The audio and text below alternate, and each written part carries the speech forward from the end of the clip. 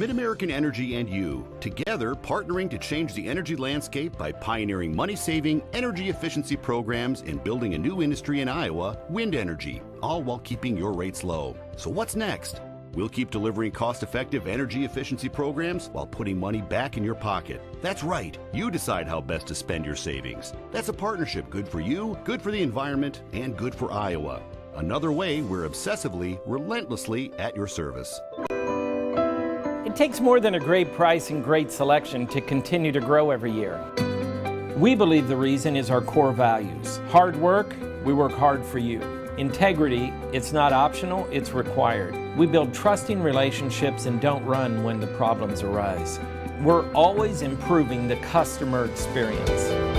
It's been the Schottenkirk way for over 50 years. Schottenkirk Chevrolet, Waukee, and the all-new Schottenkirk Ford, Indianola. During the year-end holiday tag event at Schottenkirk Ford Indianola, all vehicles are tagged with one low price. New bonus tagged 18 Ford F-150s up to $14,000 off MSRP. Your choice. Up to $8,500 off MSRP. New 18 Ford Explorer and new 18 Ford Edge. Year-end tag event in Indianola, including thousands under retail value on Schottenkirk certified pre-owned vehicles. Hurry in for best selection. Schottenkirk Ford Indianola. SchottenkirkFord.com.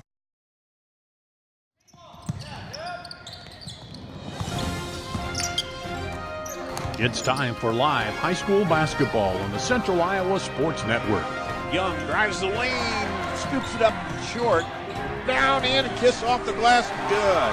High school basketball on CISN.TV is brought to you by Schottenkirk Chevrolet, Westside Auto Pros, MidAmerican Energy. Now let's go courtside for high school basketball on CISN.TV. A warm good evening to you on this cold night in Iowa, but it is time to play basketball for both of these teams. Ames and Ankeny both are just happy to not be playing each other in a practice. They're ready to play a game. Good evening, everybody. Paul Yeager and Jackie Sapp here on CISN.TV. And Jackie, you know, we're supposed to work this night and then another night and then another day, and then all of a sudden 8 days go by, and you haven't had a game if you're the Ankeny Hawks. Played last Thursday. They moved the game up on Friday, which is the weather ends up. Good thing that they did. How on earth are these teams supposed to stay sharp at the key point of the season? Pairings are about to come out. It's pretty tough, and they probably didn't have practice when they didn't have school. There was one day that both of these teams didn't have practice. Otherwise, they tried to get in as best they could. But they are coming down the Class 1A, 2A, 3A pairings have come out from the Iowa Girls High School Athletic Union. 4A, 5A due out next week. This game tonight is huge for both of these teams. Well, another thing is both teams have had injuries, so maybe this little break has been good. So those individuals, you know, can kind of repair and get back into the swing of things. And yes, I would say, though, looking at both of their records, that maybe Ames might play a little bit more in their seeding, but I'm not quite sure about Ankeny. Well, it all is a matter of who you have to beat to get to state. That's because right. Both of these teams are going to be likely on the bottom side of a bracket, on the second seed, not the first seed. And it might be where you go, too. It could be also where you go. Some of the Central Iowa coaches you talk to, Jackie, say, we want to go east. We don't want to stay here. We've seen all these teams here. We think we can beat a Pleasant Valley, a Bettendorf, a Cedar Rapids, Washington, a Cedar Rapids Prairie, whoever it is. They're thinking we're really good. So we'll find out tonight. Ankeny at 6-9, Ames at 7-7. This is a rematch. These two teams played earlier this season. It was a 65-45 win for Ames back on the 18th of December. It's been a tough go for Ankeny. They've lost 6 of their last 7. They've had some good close games. They've also had some games where it hasn't been close. Drew McAnally tonight and his crew, what are they going to have to do, Jackie, to get in the win column? Well, I think for them, they're probably going to have to control the tempo. And if they can slow the game down, because Ames likes to play faster. Also, they're going to need to make sure that they guard the three-point line and they stay out of foul trouble, because they do have some key injuries. And for Ames, the injuries you're talking about, Ellie Mashoff is out with a concussion, and Abigail Johnson still out. In fact, I'm seeing her in a boot still on the sideline there. it has been one of those seasons where you're like, oh, what else could go wrong? You got to find a way to get Sarah McCullough a chance to shine. She's averaging 15 points a game. She's asked to do a lot. Teams key on her a lot. This future UNI Panther tonight, they're going to need her as well as Holly Trimble and Kayla Pitts to come through for points.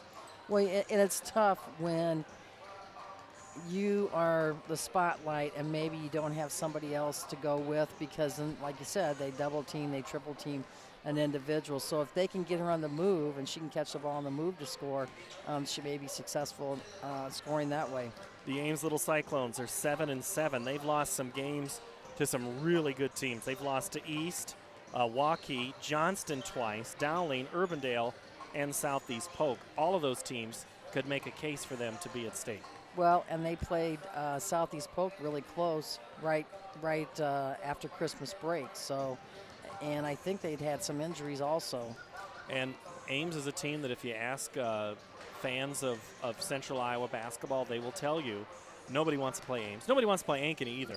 But Ames is full of sophomores. And Jackie, the thing with sophomores, they have a potential, a huge upside, but there can also be a valley to that you're still trying to navigate as you get through the season.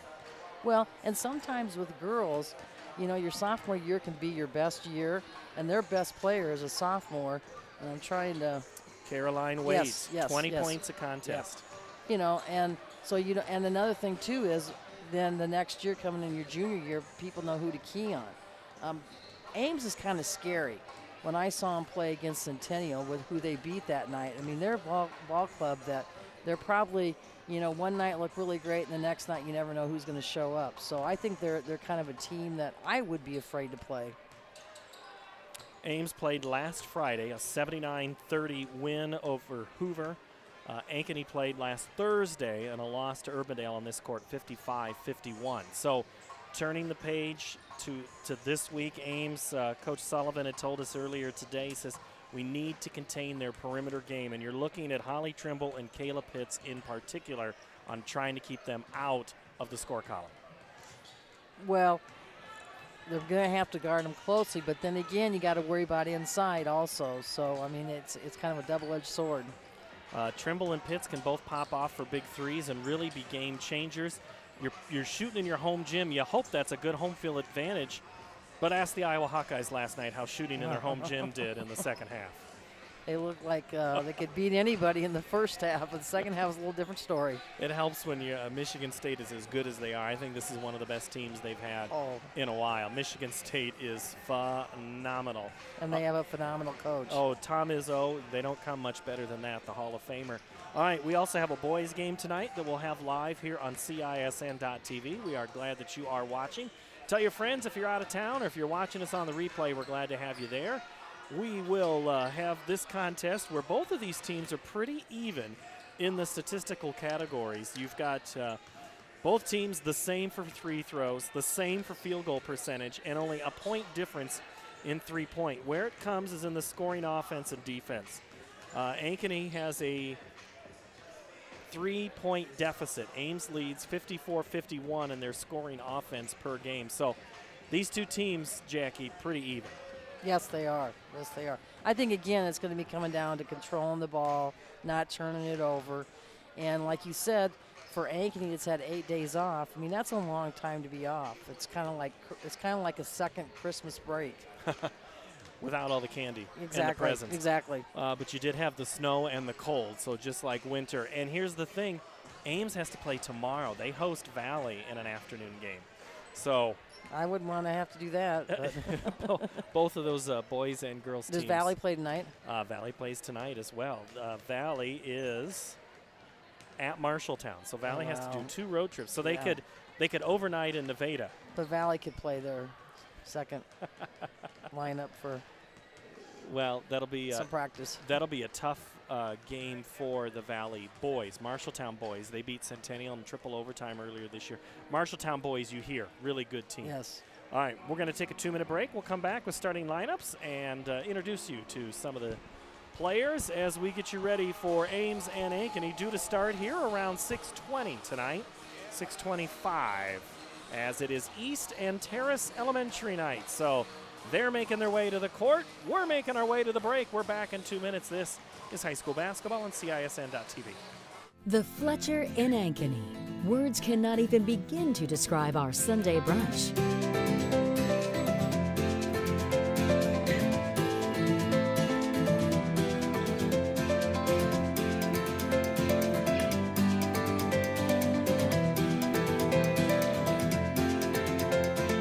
You won't find a better Sunday brunch than what's being prepared for you.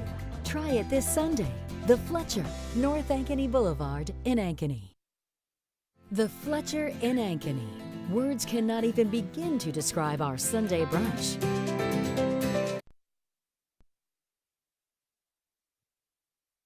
Hey everyone, this is Dan Holm with Ankeny Fanatic. Be sure to check out our website this fall for the best local high school sports coverage around. Whether you're a Hawk or a Jaguar, we'll be covering everything from cross country, man that dude is fast, to volleyball and everything in between. Well hey Kenna, welcome back. You don't want to miss any of the hard-hitting action. Come visit us at AnkenyFanatic.com. Miss your hometown clothing store? The one that had it all? Everything to get the work done, all in one place? G&L Clothing is your hometown Iowa store. Stop in and see us. Or we're only a click or phone call away. Family owned for nearly a century. G&L Clothing, 1801 Ingersoll, Des Moines. G&L Clothing, your size, your style, we got it all. Every month or so, there's another story in the media about when and how often we need to get our mammograms. Kind of confusing. When this happens, I like to consult with experts. So I called Iowa Radiology. They recommend women get an annual mammogram starting at age 40. They know that it's the best way to detect cancers early and save lives. And that's good enough for me. Visit iowaradiology.com or call to schedule your mammogram. Iowa Radiology, our focus is your good health. Every month or so, there's another story. Welcome back to Ankeny High School. As we get you ready, let's introduce our starting lineups. As it is one of the elementary school nights here in Ankeny, so you'll get to hear a little more pregame activity than normal. So we'll turn it over here to the public address. Emily Doubleday, Emma Effington, and Lily Bullock are honorary captains.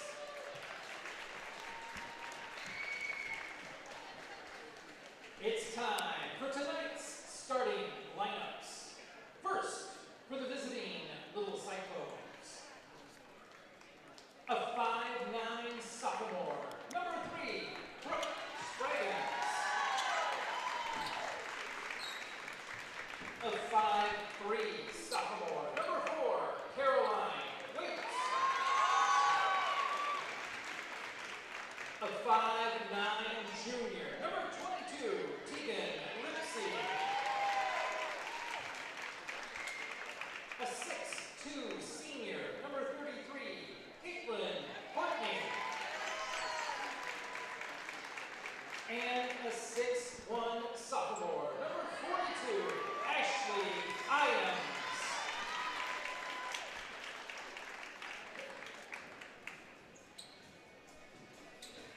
And now, the starting lineup for your Ankeny Hawkettes. A 5'11" junior, number 4, Holly Trimble.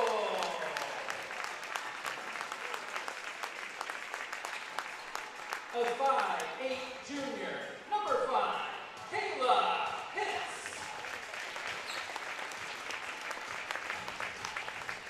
A junior, standing 5'4", number 20, Ashley Harrington.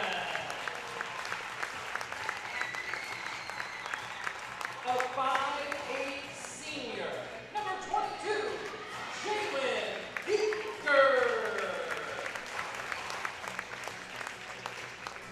And standing 6 foot even, a senior, number 25, Sarah McCullough. 2 more honorary captains, Wesley Sullivan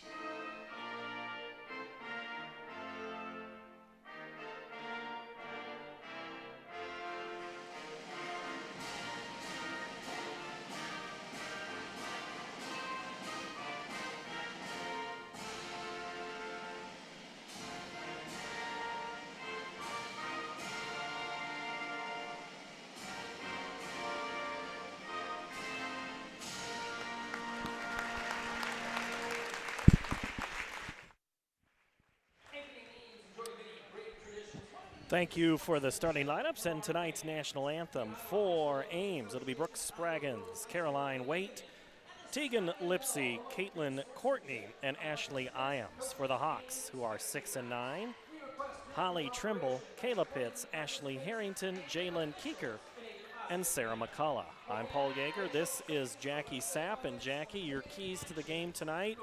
If you are the visiting Ames Little Cyclones in their road orange uniforms, what are their keys? I would be pushing the ball.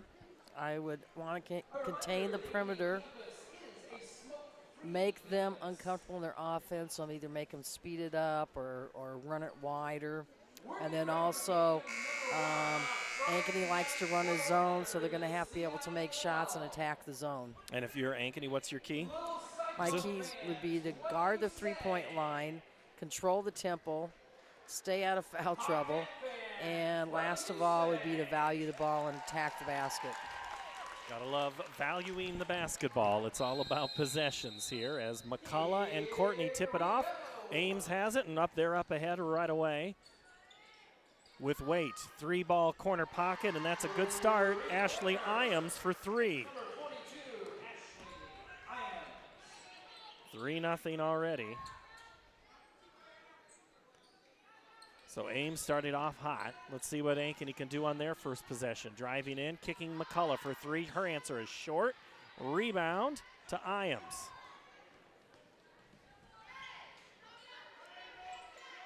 Really, if Ames can push the ball and not let Ankeny get set up in their zone, I think they're going to have a lot more success. Lipsy with it inside. Oh, wide open on the back door with Spraggins. The ball's tipped away and contained by the Little Cyclones. 3-ball corner pocket. Good! Caroline Waite. She's money. 6-0, just like that, Jackie. And that goes back to Ankeny wanting to guard the three-point line. Oh, McCullough on the give and go. Ball is tipped and blocked by Courtney. Here come the Cyclones, looking to add to their 6-0 start with a 3. That one's off the mark. Rebound, Keeker, who's getting the start tonight in place of the injured Mashoff. Trimble for a moment, passes it, gets it back, misses. Chases her own rebound, but it's contained by Iams. 6:25 to play early first quarter. Lipsy. Now back to Spraggins, top of the key. Anytime you play a zone, it really makes the offense have to slow down and look where they can attack. Courtney open for just a moment there. Iams will take it from the corner and make it. She's got 6 points off of 3s. 9-0 run to start the game for Ames. Harrington. Keeker is going to be fouled by Iams. That's one way to get her in off the floor, is get her in foul trouble, Jackie. Attack the basket. Iams is one of those super sophomores that Ames has. And Spraggins is going to be called for the foul as the inbounds pass to Pitts was just a little lackadaisical, and Spraggins thought she could have. She had the right idea, wrong angle.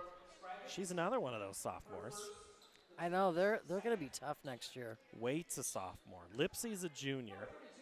Courtney is a senior. Lipsy will get a chance to see her brother later tonight.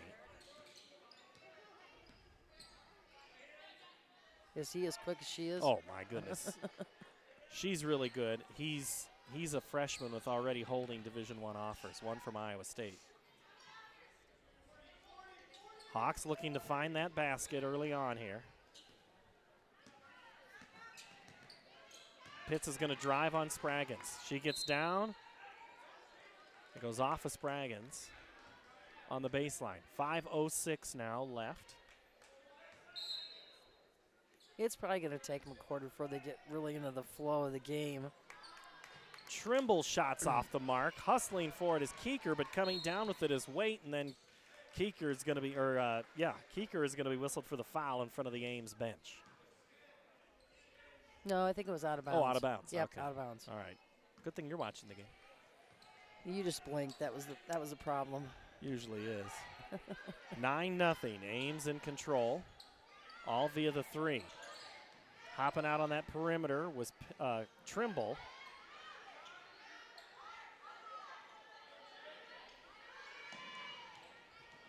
Driving and creating a shot was Waite. Lipsy the rebound. Courtney now. As Madeline Timmerens is in the game. Shot off the mark by Waite. And Ankeny has it. In transition. Setting her feet is Pitts, and it's short.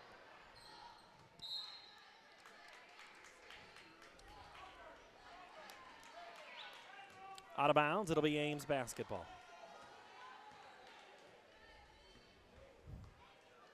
I really think Ankeny's come down and try to work the ball in for an easy two. Once they score, it gives you a little bit more confidence and attack in the basket also. Lipsy drive and is fouled by McCullough. Oh, Keeker.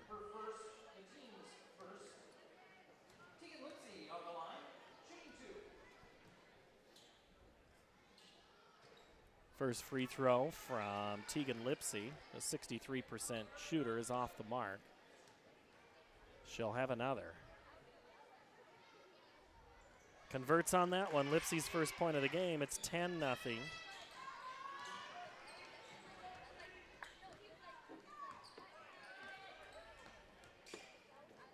Trimble for a cutting Keeker. McCullough has the screen for the moment.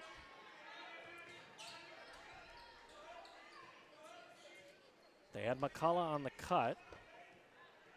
Harrington fakes, drives, the Euro step, no good. It's good penetration. Waite the rebound, runs the floor, 1-on-4. Courtney is fouled by Harrington on the way to the basket.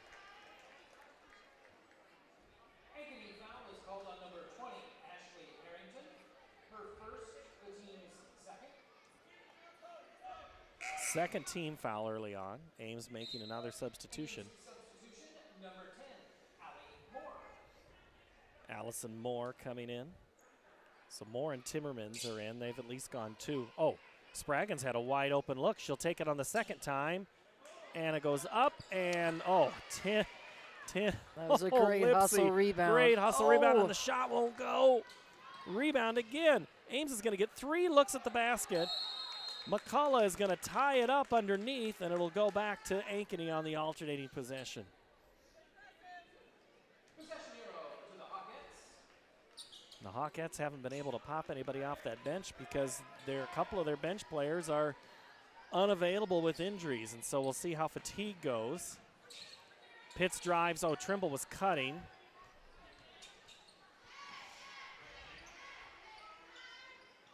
McCullough's working underneath with Lipsy. Cross court. Keeker's got a beat and scores. That should help.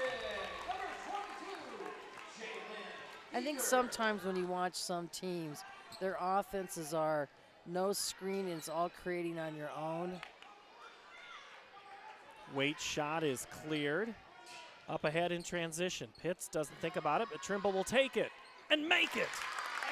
She barely hit rim the first time and got warmed up. And just like that, the Hawks on a 5-0 run. Cut it to a 5-point lead for Ames.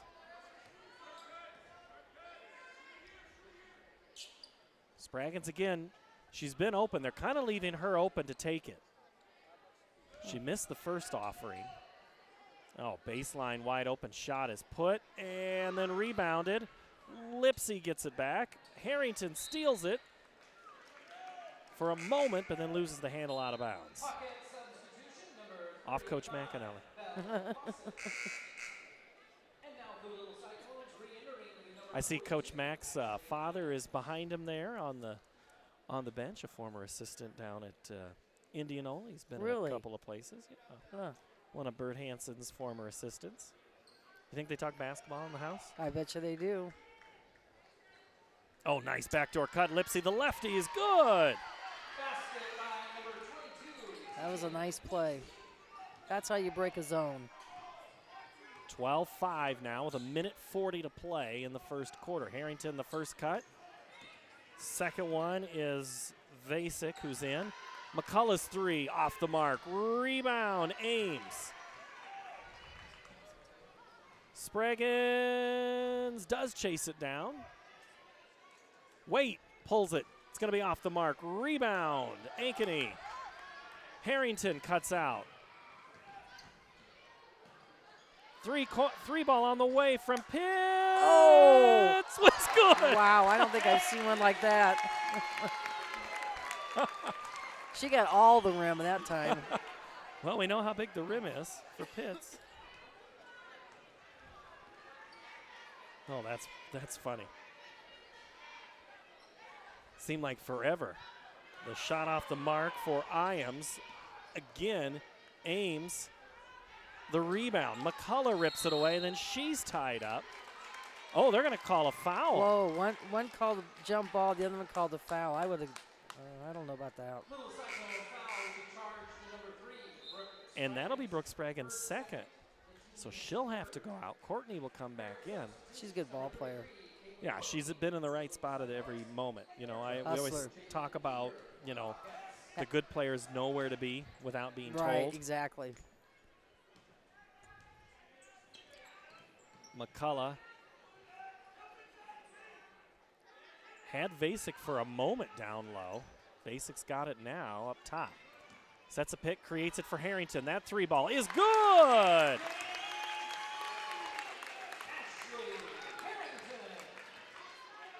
And now the lead's back to 1 with 10 seconds to go. Lipsy.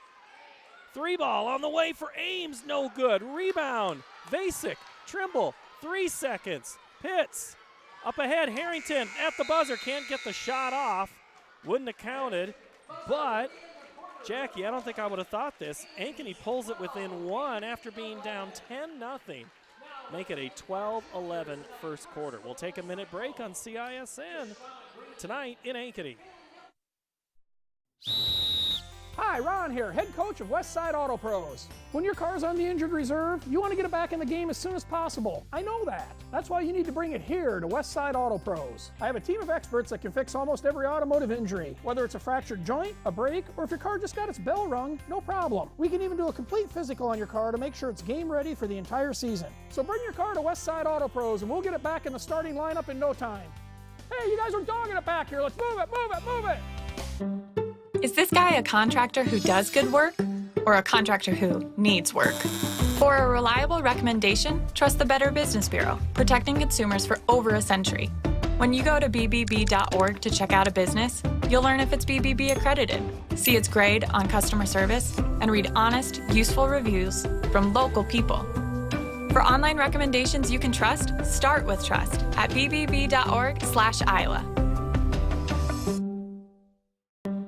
Is this guy a contractor who does good work or a contractor who needs work? For a reliable recommendation, trust the Better Business Bureau, protecting consumers for over a century. When you go to bbb.org to check out a business, we'll start the second quarter. Ames up by 1. They have the basketball and a 1-point lead. Early on, Ames hitting from outside. No points in the paint. Now they go inside to Iams. Drop step. Kicks it out. Lipsy's three is off the mark. Gets her own rebound and scores. There's your point, paint point. Nose for the ball. Lead back to 3. Let's see what the Hawks can do here. Looked a little flat early on in that first quarter. Caught fire late. Slow start. Well, when you haven't played in 8 days, Right. you kind of get your legs. McCullough's three, short. Oh! And all of a sudden, Ankeny's going to be down one more player. That was good effort. That was good effort. Has her legs go out from underneath her. I don't know. I think Ames. I think Waite.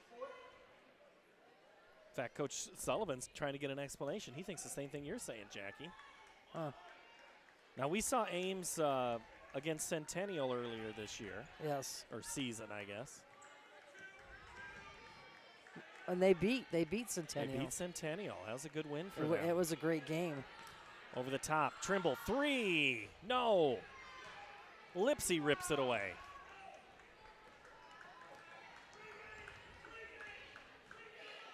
Lipsy gets it back on the wing. Iams doesn't even look to shoot. She's not afraid to. Now, if you're Ryan Garza, you're shooting that right now. That's your 5. Iams, maybe she likes the left side, not the top side. Rebound for the Hawks. Pitts had McCullough for a moment, gets it back to Trimble. Inside, back out. Pitts, 3. Ooh, that one not able to go. Yeah, that one that time didn't stay in. Iams drives, and it's taken away by Vasek. And then Vasek's going to be tied up on a jump ball. The Ankeny fans here wanting a foul. So if you're looking at the balance of fouls to jump balls, Jackie, are we even now? I'd say so. That's probably. Well, fouls were not, but. Jump ball, Hawks will get it on the alternating possession. Both teams, I'm not quite sure why the Hawkettes think they need to shoot the 3. McCullough drives, kicks it to Harrington. Shot no good. Well, part of it is on size, Jackie. I mean, you just don't have. But they're not even going inside to That's McCullough. true. You know, I mean. Well, they put McCullough likes to shoot the ball from the outside, and she gets those looks. And if they go, you look smart. Yeah. If they don't, you're like, why? Why not? And kind of that tough balance of trying to find. It's like Valley for a number of years without a real tall player.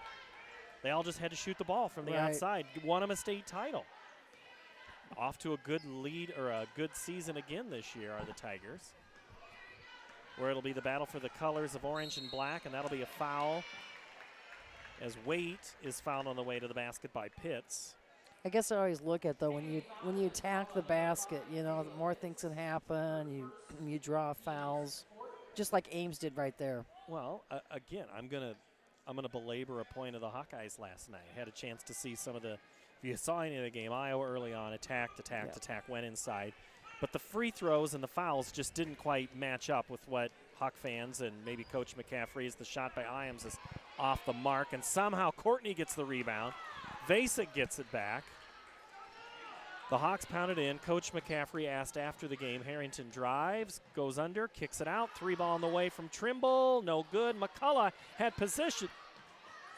Ball is loose, tied up. It'll stay. No, it'll go back to Ames on the alternating possession.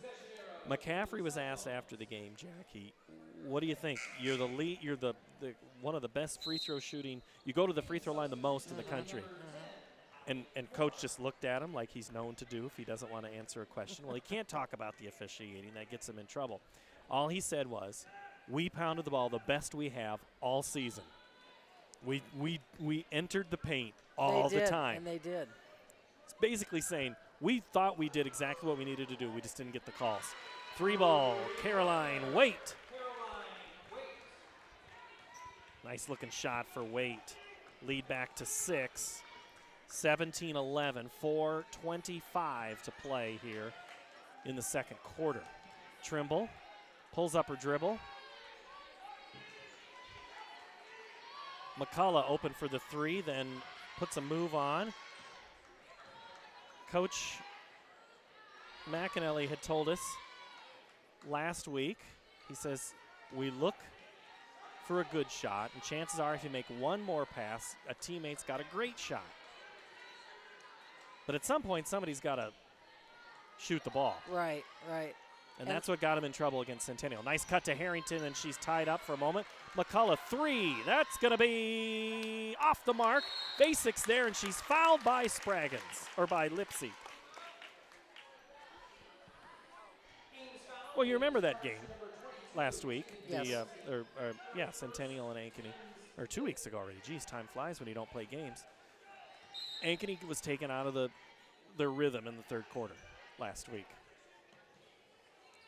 And they had open looks and just they didn't force it. They waited for a better shot, and the clock kind of was not their friend.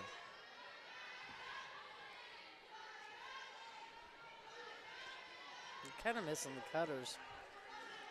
They're looking But see, Ames is staying in the zone now. Fourth shot is going to be knocked out of bounds. It's going to stay Ankeny as Vasek was there. So Ames being in the zone and Ankeny not attacking and not hitting the three is going to hurt him. So, I mean, eventually they've got to go at the basket, and hopefully they can try to draw Ames out of that zone. But Ames usually plays man-to-man. They just dropped in that zone because they're not hitting. They're up by 6. I don't think they have a reason to change yet. Ankeny's not done No. anything No, to force them out, like you're saying. Right. Yeah, good point. Well, Ames had said we need to make our shots against their zone. Well, the same thing can be said about Ankeny right now. They got to make their shots against the zone. Right. And you don't keep the percentage, do you? I don't. I can barely tell you who just made the call, Jackie, and I can keep a rough book, and that's about it. McCullough open for a moment. They finally get it in to Trimble. Oh, McCullough again on that cut. They're gonna not like the tape when they see this. We approach 3 minutes left in the first half. McCullough in the corner. Back to Harrington. Pops, stops, shoots, no good. Tipped away Vasek to McCullough. McCullough drives. Harrington gets her defender in the air. McCullough will shoot the three and make it. Yes, that's what you get for being patient. Now you just got to go back and play defense. Lead down to 3. Brant Carlson will be our guest here in 2 minutes and 40 seconds, the head coach of the Ankeny boys. Waite drives. Nobody stops her on defense, and the Hawks are running. Here comes Pitts. Vasek was there for a moment. The trailing Trimble. Pitts stops, pops, shoots. No! Every one of her shots almost goes down, Jackie. Part of it's her spin on the ball is why it's doing what it's doing. And it's not spinning the correct way. Yeah, they're going to get Harrington there on the foul on Waite. She was kind of in her pocket. That's Harrington's second foul. 2:06 to play. You could almost get Waite for carrying the ball. Watch her next time because Yeah, she really turns agree. it. Yep, good point. And when they get into tournaments, and if they start calling it, that's too bad that it happens then when it should be happening now. Well, someone in foul trouble is the one with the basketball. That's Brooke Spraggins as we're at the 2-minute mark. Ames by 3. Go ahead, Jackie. That's interesting why he put her back in. Don't you think? Because normally you don't want to pick up that third foul in Right. the last 2 minutes. Right. But he probably wants to get her in the flow of the game. Iams. Oh, she had Trimble. Oh, that's a nice move. Even though she missed it. Rebound, Vasek, then it's corralled by McCullough. 90 seconds to go. Up ahead, Pitts. Vasek was there. McCullough's there. They're all calling for it. Now they're going to shift. Minute 20 to go. Ankeny might be content to hold for one if they get the right shot. Switching up their offensive look. Pitts for 3. Short. Gets her board. And a shot to her face by her own teammate. McCullough was there. McCullough again, top of the key, drives, and the bucket and the foul. Oh. I think if they keep doing that, that's going to help them. If they just keep attacking. Louisville Cyclone foul is called on number 22, Tegan Lipsy. Lipsy picks up the foul, and that's her second. So quickly, Ames getting into just a tiny bit of foul. That could. I won't say difficulty. I won't say trouble. No, but could make a difference. McCullough converts. The 83% free throw shooter now has 6 points. And guess what, Jackie? We're Tie tied. game. I wouldn't have thought that 4 minutes into the first quarter. 50 seconds to go in the second quarter. Wait. Oh, cutting Iams was there. Backdoor Courtney. No! Courtney tips it. Iams. 40 seconds. Plenty of time. Wait says, I'll pull the trigger. Pitts pulls it down. 30 seconds to go. Trimble had Keeker down there for a moment. They're going to wait for the last shot, which is smart. Control the ball and go in with the lead. But you want the good shot. Vasic has it. She travels. Yep. And you know what? That's okay. They left her open. I mean, Ames, I think, was like, we're going to concede this and let you hold it. But if the shot's there, 20 seconds, take it. Yeah. Right? Yeah, that's what I tell my kids to do.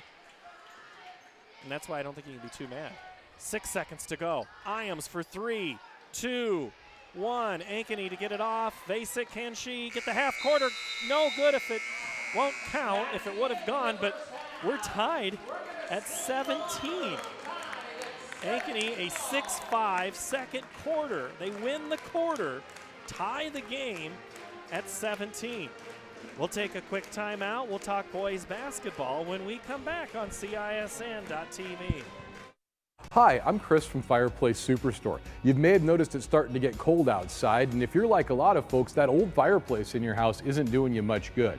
You need to replace that thing with a high-efficient gas fireplace from Heat & Glow. We're going to come in, take your old wood or gas fireplace out. We're going to replace it with a warm, cozy, high-efficient, easy-to-use fireplace from Heat & Glow. That'll be the best thing you ever did to your house. Come see us today, because nothing's better than a warm fire on a cold day. For the ultimate one-of-a-kind game day experience, make a stop at The Other Place. The game is on and drinks are cold with game day specials for every fan. Serving Iowa's best pizza since 1970, it's the place for the whole family. With a mouth-watering menu and state-of-the-art audio-video system, make the OP one of the most exciting destinations for sporting events viewing. The Other Place, American Sports Grill and Pizzeria. Join in on this Iowa tradition, serving the Midwest since 1970. During the year-end holiday tag event at Schottenkirk Ford, Indianola, all vehicles are tagged with one low price. New bonus tagged 18 Ford F-150s up to $14,000 off MSRP. Your choice. Up to $8,500 off MSRP. New 18 Ford Explorer and new 18 Ford Edge. Year-end tag event in Indianola, including thousands under retail value on Schottenkirk certified pre-owned vehicles. Hurry in for best selection. Schottenkirk Ford, Indianola. SchottenkirkFord.com. Here's to everyone who believes in competition and good sportsmanship, who knows it's not about the trophies or the medals, but rather the lessons learned. For those who understand, it's not whether you win or lose, just that you give your best. So go ahead, lace them up, take the field, have fun, and play. For the experience, for the memories, for the love of the game. Shields. You want to get stronger, faster, healthier. You want more. You want to be part of something bigger than yourself. A place for people of all ages, all walks of life, that provides opportunities for all to succeed. We do that. We're the why. Build more than muscle. Build a stronger community. You want to get in the media about when and how often we need to get our mammograms. Kind of confusing. When this happens, I like to consult with experts. So I called Iowa Radiology. They recommend women get an annual mammogram starting at age 40. They know that it's the best way to detect cancers early and save lives. And that's good enough for me. Visit iowaradiology.com or call to schedule your mammogram. Iowa Radiology, our focus is your good health.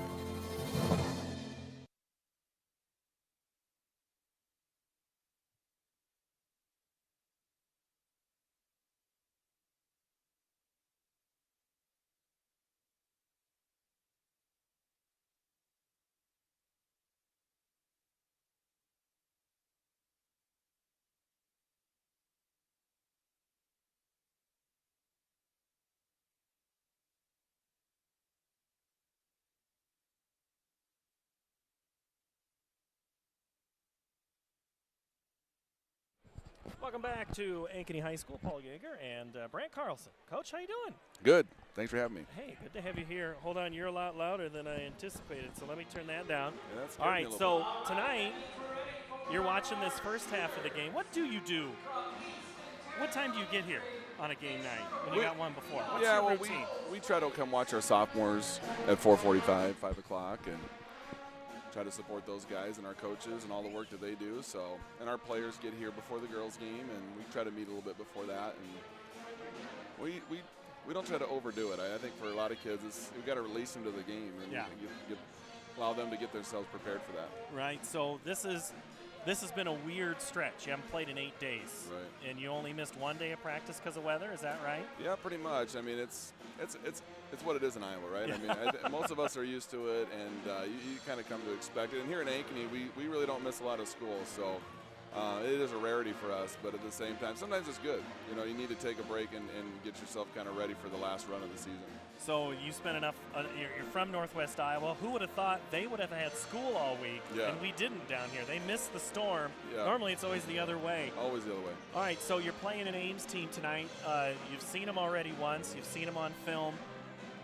There's really only one player that I've told people that you got to go see in person. Yeah. And you've got 4 years to see him is the only problem. Right. Lipsy is a special player. So how – it's not the first time you've seen special players. So how do you prepare for a guy to not have that be all of your focus, but to make sure that you take care of the whole team too? I think the big thing for us, and we've played like Tyreek Lacour, for example, at North and different players like that, and we try to tell our players that are guarding them, your job is to make his shots hard. He is going to score. He's going to have success, but we can't base his performance on our overall team success. So I think we try to relieve the pressure of our guys guarding him and tell the rest of our team, hey, you got a job to do to keep everybody else at bay, because those good players are going to do what they're going to do typically. And if you can take everybody else away, you're going to have a shot at success. Well, you have a guy on your team that I think a lot of people should watch to see, and that's Braxton Braless. I mean, that kid hustles. He gets up the floor. What I'm impressed, and I think a lot of people I've come to games with have just said, his ability to get up and hang in the air forever. Yeah. You can't really teach that. Right. That's strength and conditioning and genetics a little bit. You know, his father was a really darn good point guard. Right. So how do you encompass him, you know, new to the program, and make sure he's a part of this team and gets the rest of the guys to come with him? Sure. What's nice about Braxton is his ability just to kind of fit in. I think just his personality is so easygoing, and that's made it really easy. Him being here last year playing on our sophomore team allowed him to get to know people. He's not a guy that steps on the floor and demands attention, but he just allows his play to speak for himself. So we're really proud of what he's doing. I think our guys understand how hard he plays, and you'll see other guys go with him. We say that a lot in our huddles. Go with him. Go with each other. So it's been really neat to see. Hopefully we'll continue to build that as they get older together. Well, Jackson Smith and Jaron Cruz are both guys that they can learn a lot from the way he plays. I think Cruz, you know, he's had flashes at times where he has the game, and then if it's not him, it's Smith. So, I mean, you've got those guys. But the guy I've loved to watch over the years, and it seems like he's been here forever, is Nolan Otten. Yeah. What kind of a guy is he for your team? Really quiet. I mean, just a hard-working guy, very smart in the classroom too. But he's played a ton of basketball. He's probably one of our smartest players. Doesn't get in a hurry. So he's been really good. He's been a stabilizing force for really 3 years now. Looking for him to kind of be a little bit more assertive as the season finishes and kind of maybe score a little bit more than he's used or have had to do. So we'll see how that goes, but I think at the end of the day, we just love his presence for us. And your leading scorer comes off the bench, some Yep. guy named Dylan. Right. What is that like to coach your son? I mean, I've talked to a lot of coaches over the years, and they coach a daughter or coach a son. How is that at this level to try to coach? There's good and bad days like anything else. I think my wife has been great in trying to get us as father and son to be father and son at home and to be coach player at the basketball situation. So a lot of it is just trying to live in one moment and be who you need to be in the other moment. And I'm getting better at that and not bringing basketball or work home. But it's an honor to coach your son. It's great to see him every day at school and different things like that. And you know, I think for us, we're gonna miss that when it's gone. Yeah. So he's looking to play basketball? Yeah, we hope so. Obviously, we want all of our guys in our program to kind of have a goal to play in college, and so he definitely has a goal to do that. And we'll kind of see what happens. We got some great local programs that have shown some interest, and we're honored by that. So it's. What about your alma mater? Does he like that? Well, he loves it. I think he's a little bit more of a homebody. I think he'd really enjoy to be closer to us here, and we love Northwestern and have spent so many years there, and Coach Korver up there. So, obviously that would be a wonderful place to be. I think for us, selfishly as parents, that 3.5-hour drive is tough, but at the same time, we'll see what happens. I mean, you never know. And you're one of the rare ones that make it out of Northwest Iowa for a long period of time, because normally we see all these great girls teams that come to state year after year, and I know the boys do. I've just covered the girls more, but it's like, where are you going? Northwestern. Where are you going? And I look at that roster, and it's everybody from up, whether it's Sioux Center or at Western or Unity. I mean, they all, it is MOC, Floyd Valley. I mean, just great basketball in that part of the state.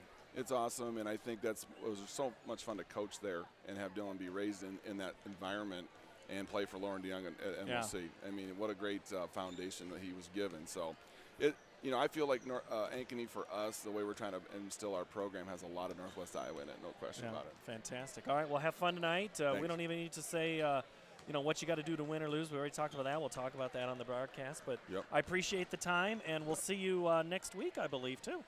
Sounds great. We look forward to having you guys. All right. Thanks, Coach. That's Coach Brant Carlson, head coach of the boys. They'll be back here in just about 2 minutes. We'll be back for the tip-off of the second half when we come back on CISN. 2-minute break, Peter. Back in a moment.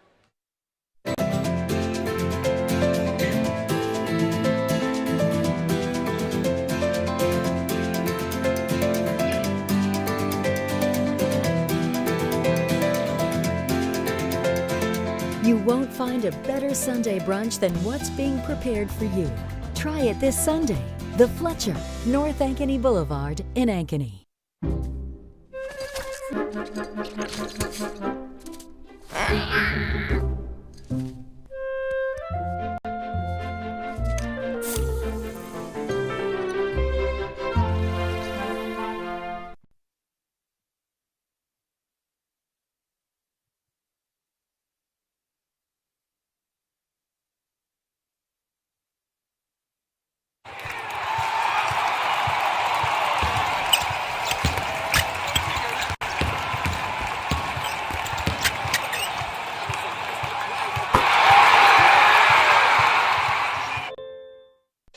MidAmerican Energy and you, together partnering to change the energy landscape by pioneering money-saving, energy efficiency programs and building a new industry in Iowa, wind energy, all while keeping your rates low. So what's next?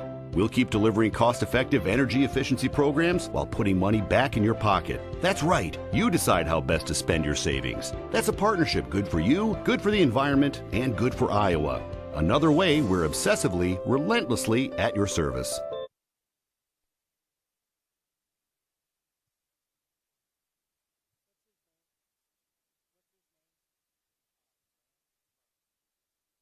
Welcome back to Ankeny High School. We're tied at 17. Jackie Sapp, it's a brand new game. What did they talk about in the locker room? Well, You were here, I know, but... I probably would have said if I was Ames, we need to attack the basket. We don't need to always shoot the three. And if I was Ankeny, I'd probably say keep doing what we're doing because we're being successful offensively. They were a little more patient in the second half of the second quarter, which I think made a difference. Well, the Hawkettes get the basketball to start. There is a tiny bit of foul issues to watch. You got to, and Ames comes out in a half-court trap. So that's already going to change the way this game is going to be played here in the third quarter. McCullough thinks about the three. Kicks to Keeker. Let's see, you've got Pitts and Trimble, and Vasek gets the start, as well as McCullough. Harrington starts the second half on the bench. For Ames, it's Spraggins, Waite, Lipsy, Courtney, and Iams in their orange. Pitts for three, no good, rebound. Oh, look at that hustle, and saving it. Keeping it down there is Keeker. Underneath, Vasek is blocked by Courtney. Great offensive, defensive exchanges there. No fouls, let him play. Spraggins in the corner. Lipsy drives hard. Kicks to Iams, three. Good. Yeah, that looked good from a left her hand. That's her third one, isn't it? Yeah. She's got 9 points, all via the three. And it's back to a 3-point lead. 2017. 6:48. We know we don't have the time clock tonight. We're a little cramped in space, so we're glad we've got the game. Glad you're watching with us, wherever you may be around the world on the web. And stay warm. Stay warm. If you're driving in your car, stay warm. And if I tell you to look at the play, you got to look at the play. Pull over, then look at the play. Just hit the back button. Ames is being, Ankeny is being patient. Oh, McCullough puts a move on Iams and lays it in. Attack the basket, huh? Yep. See, they listened to me. McCullough has now scored the last 6 points for Ankeny. Trail by 1, 6 minutes left. Seeing the Lincoln Savings Bank logo in the corner. 3-ball on the way from Waite. You can see Ankeny breathing kind of heavy, and some of that's just not being, like the 8-day layoff thing. And I don't think they've subbed, have they? They haven't subbed this half yet. I mean, well, did they sub in the first half? Yeah, they had, Vasic. In fact, I'm looking for Harrington on the bench, and I don't see her right now. 3-ball on the way, no good. Spraggins, the rebound. She's going to drive on Pitts, get down there, and McCullough gets the rebound. So if you don't have, it's going to be a long half for Ankeny. We'll see how this shakes out. Well, McCullough. that's why they got to slow it down. Pitts in the corner, goes up, over, and tipped back. Trimble, the 10-footer, goes. Now, if that would have hit the support, it would have been out of bounds. But just for the fact that it hit the top of the backboard, it was still in play. For those people that are watching, maybe would say, oh, that should have been out of bounds. And a missed shot by Ames, cleared by Ankeny. Pitts up ahead. Keeker to a cutting. McCullough lays it in. It's tied at 23. Keeker, nice assist. McCullough, 2, now has 10. Waite loses it. Oh, Courtney just kind of subtly slipped down there and got Vasic in the air. Keeker's kind of been all over the place on the court. She's been in on rebounds, and you checking the coach out over there, what he was doing? No, I'm still looking for Harrington, and I don't see her. Waite drives. As it's stolen away by Ankeny, McCullough runs the point. McCullough puts it on the floor, tries to create. Part of the reason she's not able to drive is Lipsy is so good defensively. Yes. Boy, Trimble thought about it.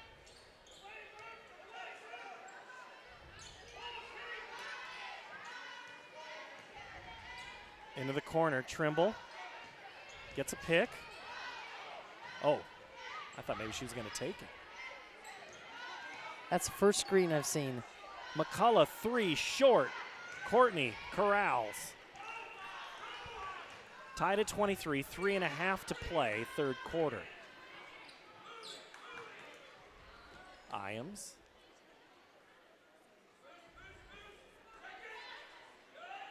Now Ames is being patient. Waite's got the 3. That's short. And she goes up 5 yards or 5 rows deep into the stands. And they really only have 1, maybe 2 bench players that they're willing to use. So you're going to find out who's got the best shape after both teams having a layoff. Ames hadn't played in a week, Jackie. And the three-point shot could be the one that suffers, because if you're not in shape, you don't have any legs. Yeah. Who got up at 5 a.m. to work out the most? We find out here. We always talk about that at the state tournament. Who's got it left in the tank? Yep. Well, you're finding out in this late night in January who's got it. McCullough drives and is off the mark. Lipsy clears it out. 2:45 to play. Waite. Lipsy cuts. Iams cuts the distance in half and nice scores. penetration. Nice play. Timeout, Ankeny. We'll step away. 2:33 to play here at Ankeny.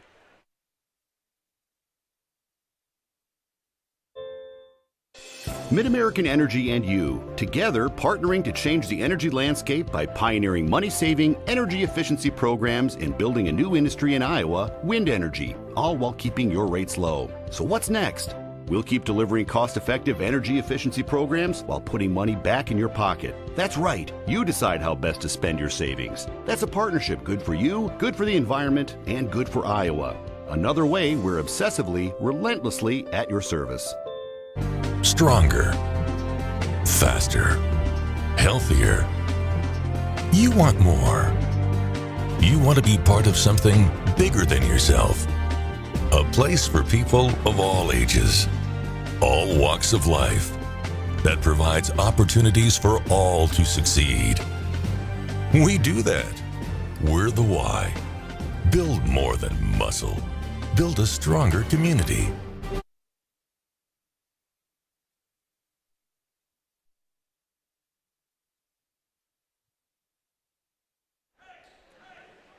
Ankeny High School, the host tonight. And yeah, Ames they started with a little pressure to start the quarter, and Ankeny's got to get the ball across midcourt, and they finally do. McCullough was open on the cut.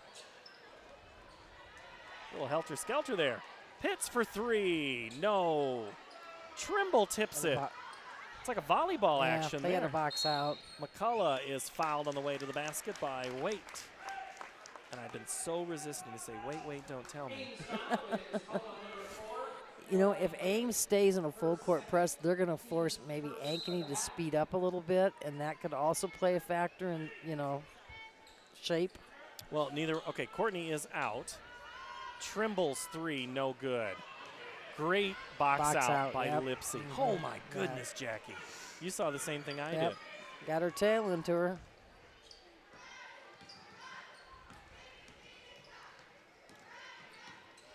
Spraggins on the backdoor cut. Iams for two. You know, we were talking about contact, and Ankeny overall is just not a strong team. Like, if you look at Ames kids, they're a little strong. I mean, and that's nothing against them. It's just the way they're built. And they try to go inside right there. Right. And it's just too much of a pass. And teams know that about Ankeny, and they can play them and force them to take those shots on the outside. So they beat us from out here. Well, when I looked at Ankeny's 2-point field goal percentage, it was only 38%, which The runner goes for Allison Moore. The lead's back to 6 for Ames. Almost stolen away, and then there's going to be a foul. And it's on. Oh, they're going to call on Spraggins. That's 3. So quickly in will be Morgan Seibert. That's smart. There's only a minute left in the quarter. Get her out. When she played the whole quarter without getting a foul till right at the end. 1:02 to play third quarter. Ames by 6. And finally, we see Harrington come back. And getting a breather is Keeker. But Vasic stays out there. Harrington gets it. Pitts can make some space. The floater just a little too high. Iams pushes the tempo. Should be the guard to the forward, not the other way around. So Waite pulls it out. Iams for 3. Oh, that was a nice backspin. Courtney makes a big old swat at it. Can't get it. 30 seconds to go in the quarter. Harrington sets her feet for 3. No good. Rebound. Ames tied up. No foul on Ankeny. It'll go the other way. It'll be Vasic. I'm not sure if either team had any idea what the time was.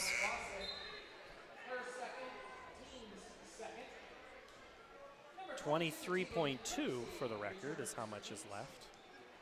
I'm just such a fanatic on time, score, and situation.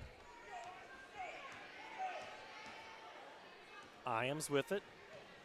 Oh, they finally look for Courtney, and they too hard of a pass. 11 and a half seconds to play. So Ankeny trying here to cut into the 6-point lead. Think it'll be a 3 or a 2. Well, I don't know if your legs are going to let you get that 3. I think that's what they'll shoot. But little half-court trap coming. 4 seconds, 3 seconds, 2. Pitts from the corner, 3, no good. Got a good look. Yeah, they did. The fourth quarter, when we come back, it's a 6-point advantage for Ames.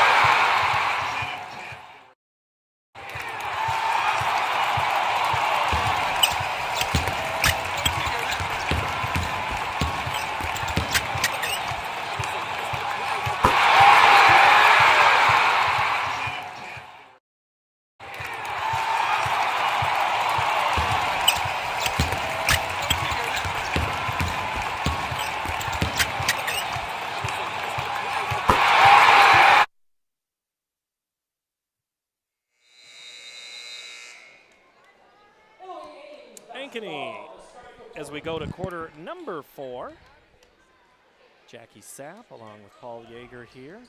Peter Tarpey with us. Andy Pollock will be along in a little bit. Ashley Iams' first shot of the fourth quarter is no good. Courtney is going to be fouled by Holly Trimble underneath. She had good position.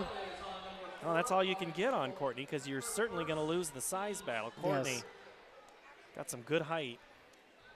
Yeah, she got broad shoulders, and Courtney's listed 6'3" in the program. Ames by 6. Lipsy drives too hard. McCullough runs the point for a moment.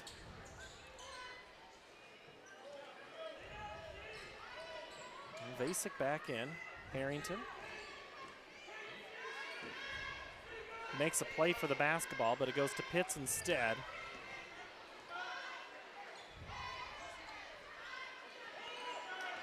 Vasic, go ahead.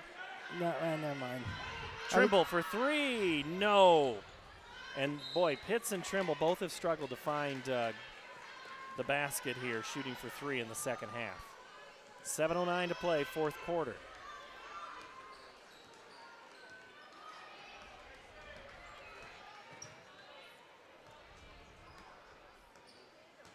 I think Ames is looking to penetrate. That's a nice shot. That's Wade a tough does shot. exactly what you said, Jackie. She penetrates in.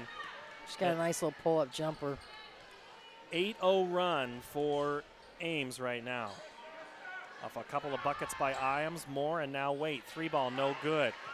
And Ankeny's going to have to find a different approach here. Waite for 3. That's going to be huge. Timeout, Ankeny. Oh, boy. We'll step away. 6:30 here in the fourth.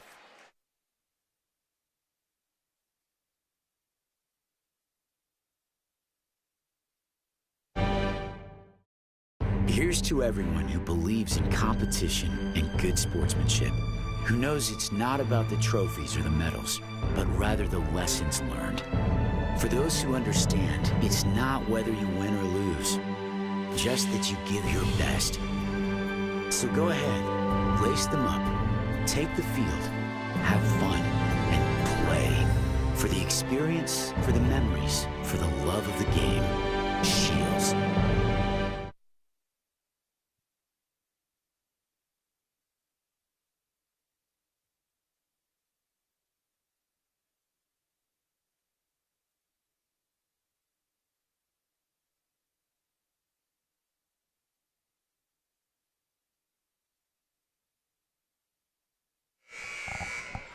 .6:30 to play in the contest. All of a sudden, it's an 11-0 run for Ames. They've done it inside and they've done it outside, Jackie. Yes, they have, and Ankeny really needs a score this time down. And we have a new player in, Rachel Chrisman, who's going to take the shot and make it. Makes you look like $1 million when you're a coach and that happens. Well, they're running a little half-court trap there. Well, that's one of the things you set up in the timeout. Iams now. And now Ames is going to run the clock. They're running the same offense that Ankeny was running in the first. Around the zone with the cutter. Oh, Spraggins gets around. A nice Lipsy's cut. blocked by McCullough. McCullough looks to run the point. And that was close. Almost. Over and back almost. Working the trapeze there. McCullough for 3. Good! I'd like to know what they said at the timeout. Well, we'll find out. Lead's now down to 5 for Ames. 6-0 run for the Hawks. 5:20 to play. Timeout, Ames. Getting good here in Ankeny. Come back on the other side.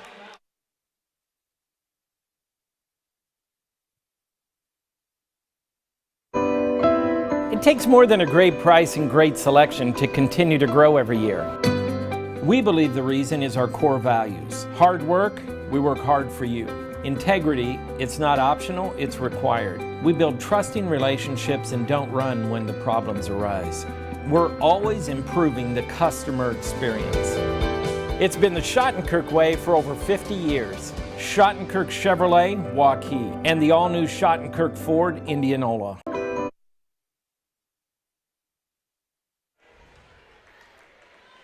Five minutes, 20 seconds remain in the CIML contest.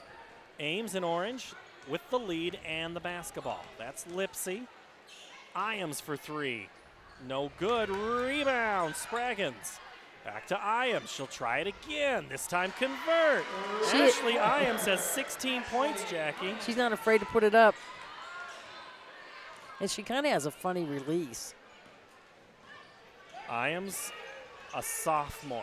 I'm telling you. She's going to be good. Ames is a team to watch. Oh, nice move Down the lane, Rachel. by Rachel Chrisman. She's kind of been the spark plug off the bench. Coach is going to wonder why he didn't put her in earlier. The ball goes off of Courtney. Ankeny gets it back. 4:36 to play now.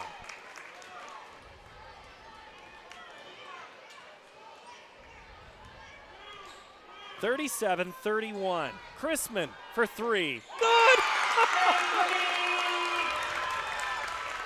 She has 8 points, and they've all come in less than, 2 minutes? They've all come in the fourth quarter. She's on 3 minutes. An 8-0 run herself. 8-2 run. Iams on the left elbow. Lipsy pulls the trigger. That looks good, and it is. Boy, when you sit right directly behind him, you can really tell the ball's going to go in.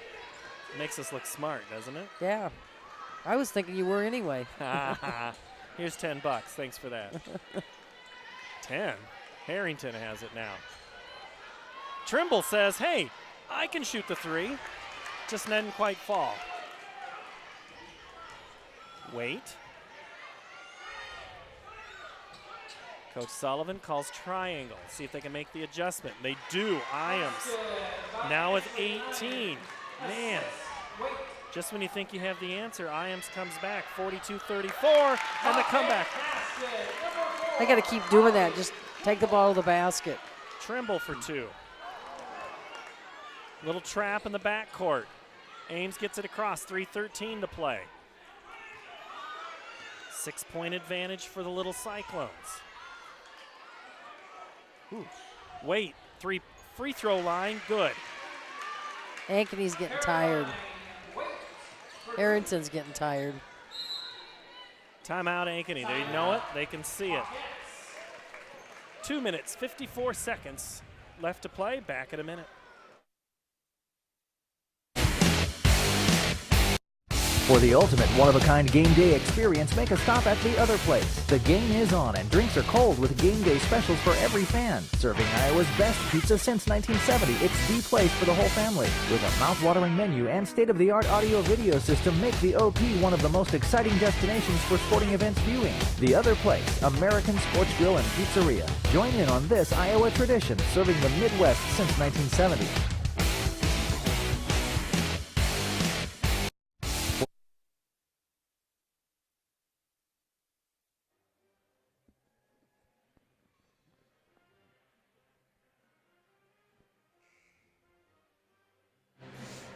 Starting to fill in a little bit here, Jackie. We have some company all sitting around us now. I keep seeing familiar faces making their way into Ankeny Hawkette basketball. They're going to see. Must be a hot boys game. Well, it's going to be fun. You know, teams pretty right there in the middle. 8-4, 9-4. You want to hear our interview with Coach Carlson? Go back to our halftime, and Harrington drives. Out of the timeout. Pitts for three. That's no. off. Yep. McCullough is fouled on the rebound by Lipsy. Lipsy's brother will be one of the players that we're watching in the second half, or second game.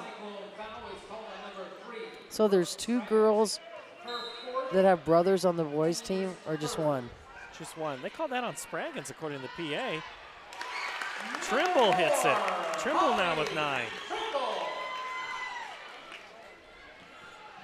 Leads back to 6 for the Little Cyclones. Ankeny runs a little pressure, and Ames has to call timeout. Coach Sullivan right there in front of him. All right, so you got a couple of players now that have been playing. You got some minutes out of Crispin, who's had 8 points. She's your second leading, now third leading scorer, because Trimble's had back-to-back buckets. McCullough has 13, Trimble 9, Crispin 8. For Ames, Jackie, Ashley Iams, 18 points. Caroline Waite, 16. Wow. Not surprised, are you? A little bit. Are you? Not a Waite. Yeah, Waite. But Iams. That's because she's their leading scorer. But Courtney hasn't scored yet. And Iams kind of was cool. And was the second quarter. She missed some threes. But she's going to be a player. Little discussion there at. Wait a second. They need to come over and tell us. I know. Well, they're not telling television. They're telling the official score. Now, the good stats person, I think they're looking at timeouts because the scoreboard had 4. Well, that took one off. We got. There you go. Yeah. Lipsy called for the foul. See, that's what I thought.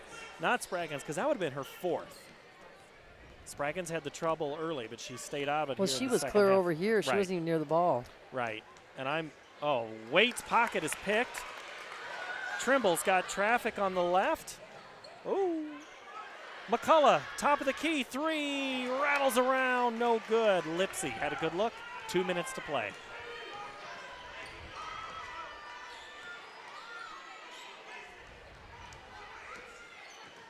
Spraggins to Lipsy, minute 50. They can really just kind of milk the clock right now. They're running a weave, so. Up by 6 and no shot clock at Iowa. And we've got a lot of fouls to give, 3 for each team, so. We probably should start now. 5-second call on Lipsy. Just think if you would have fouled with 4 seconds.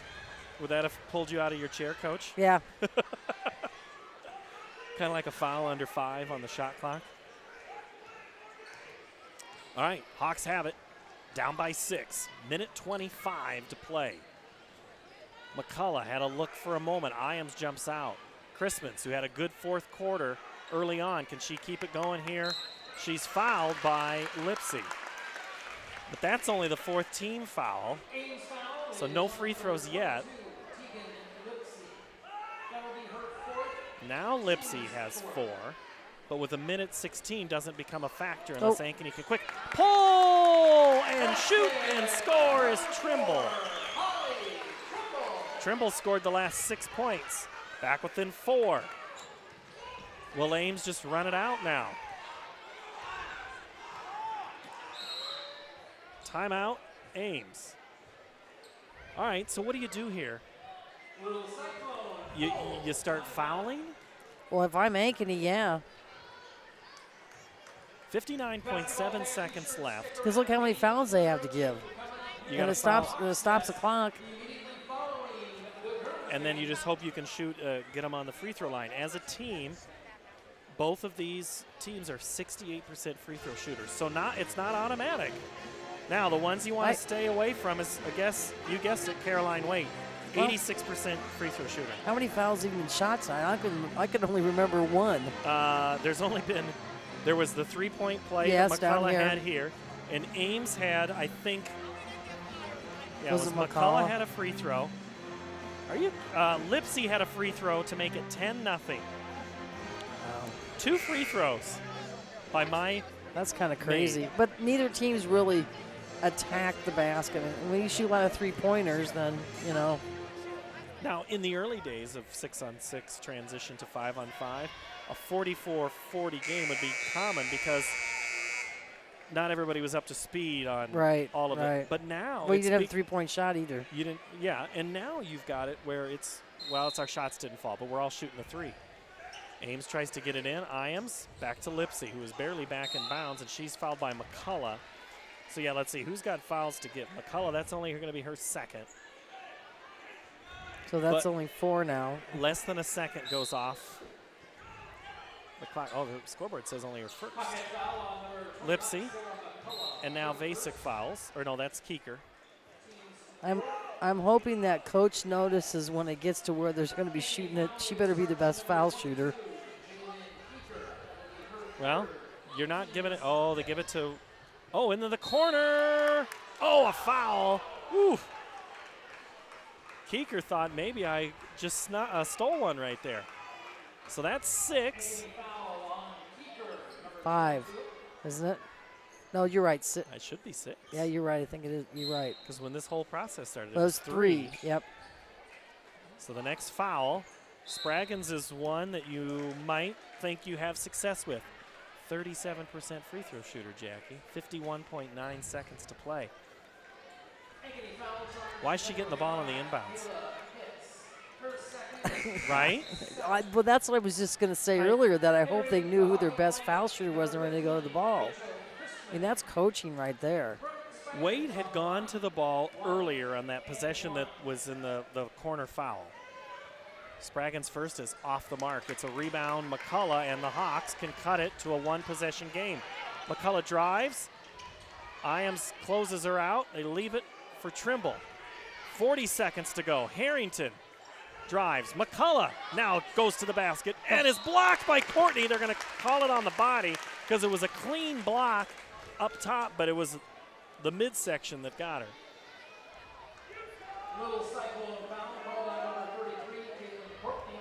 You know, some of these things, when you get to this point, you have to work on it in practice. Kids have to know what their responsibilities are, who should get the ball. And I think for Ankeny, they know that McCullough should be getting the ball. I mean, she's her senior, and I think they look to her. On the other end, on Ames, I'm not quite sure. I want Waite to have the ball, or Iams. Yeah, I agree with you. McCullough hits them both. It's a 2-point advantage.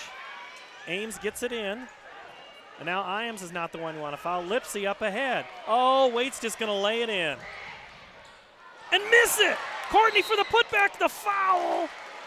Oh, wow. I think everybody's doing the same thing you're doing, Jackie. Pulling up their body going, oh! You know, I can remember as a player that when you miss those, it's because you didn't drive your knee up hard enough and you didn't make a shorter distance between where you released. She just didn't go up hard. She tried to guide it in. And she's probably going to relive that. Trust me, she won't miss one like that next year. Well, and Waite Courtney converts on 1 and 2, her first 2 points of the game, back to a 4-point lead, so 2-possession game unless you can somehow get fouled on a 3-pointer. 25.9 seconds to play. Harrington with it, 23. Oh, they got the back door. Trimble had it for a moment, and it goes off of Ames. There for a minute, I thought it was going to be a turnover. 18.3. You take the 3 or you taking the 2 right now? Timeout. I take the 2 and foul right away. Timeout Ames. You take the what? I take the 2. Yeah. And And foul. try to draw contact? Well, that or try to foul right away if I don't get, so the minute I score and they throw it in, I'm going to foul somebody right away. Because the thing you got to remember, the clock does not stop after a made shot Right. in high school basketball. So Ames has to, if I'm Coach Sullivan, I'm saying if they make it, no rush to get the ball in. Somehow if you're Ankeny, you've got to foul even before they inbound it. 18.3 seconds, 46-42. Ames jumped out to a 10-0 lead. Ankeny came all the way back to cut it to 1 after the first quarter. We were tied at 17, and then it was a 12-5 third quarter for Ames. And now it's been pretty much up and down. It's the most scoring Right. we've seen tonight. It's come in the fourth quarter, and a lot of it, Jackie, has been Rachel Chrisman. She's got 8 points. The sophomore has been big off the bench. Yeah, I thought after the first quarter, oh boy, it's going to be a long game, but Ankeny came right back and made a game of it. Trimble to inbound. Chrisman sets the screen, gets it on the inbound. 17 seconds. Kicks. Harrington drives. The floater. She's fouled in the act of shooting, so she'll shoot 2. That'll also make it the 6th team foul. So the next foul puts Ankeny in the bonus. First things first, Harrington goes to the line. The junior looking to get, and does, her 4th point of the game. Good form. Harrington, who was slow to come out of the locker room, where it was just 5 players. Finally, they had to put Chrisman in the game, and she paid off in spades. Got him back into this game as Harrington hits both. Back to a 2-point advantage. Ames goes for the home run to Lipsy, who will pull it out at 10 seconds. Ankeny's not going to be able to stop the clock. They finally do somehow with Keeker at 8.4. I think I might have shot that. Lay it up and make it 2? Yes. Because now you got a ton of time. Ankeny foul charge number 22, Jalen Keeker. Hoof. That is her 5th foul. And Keeker's going to foul out. She had to do the dirty job there for a while, trying to get him to their 6th or to their 7th foul. She was the one that had to commit them. Right. So now going to the line, Tegan Lipsy, a 63% shooter. The junior has 8 points on the contest. She can make both of these. She'll be the 3rd little Cyclone in double figures. She misses it, and it's going to be a foul on Spraggan. She came and displaced Trimble, and now it's a 1-and-1 free throw situation.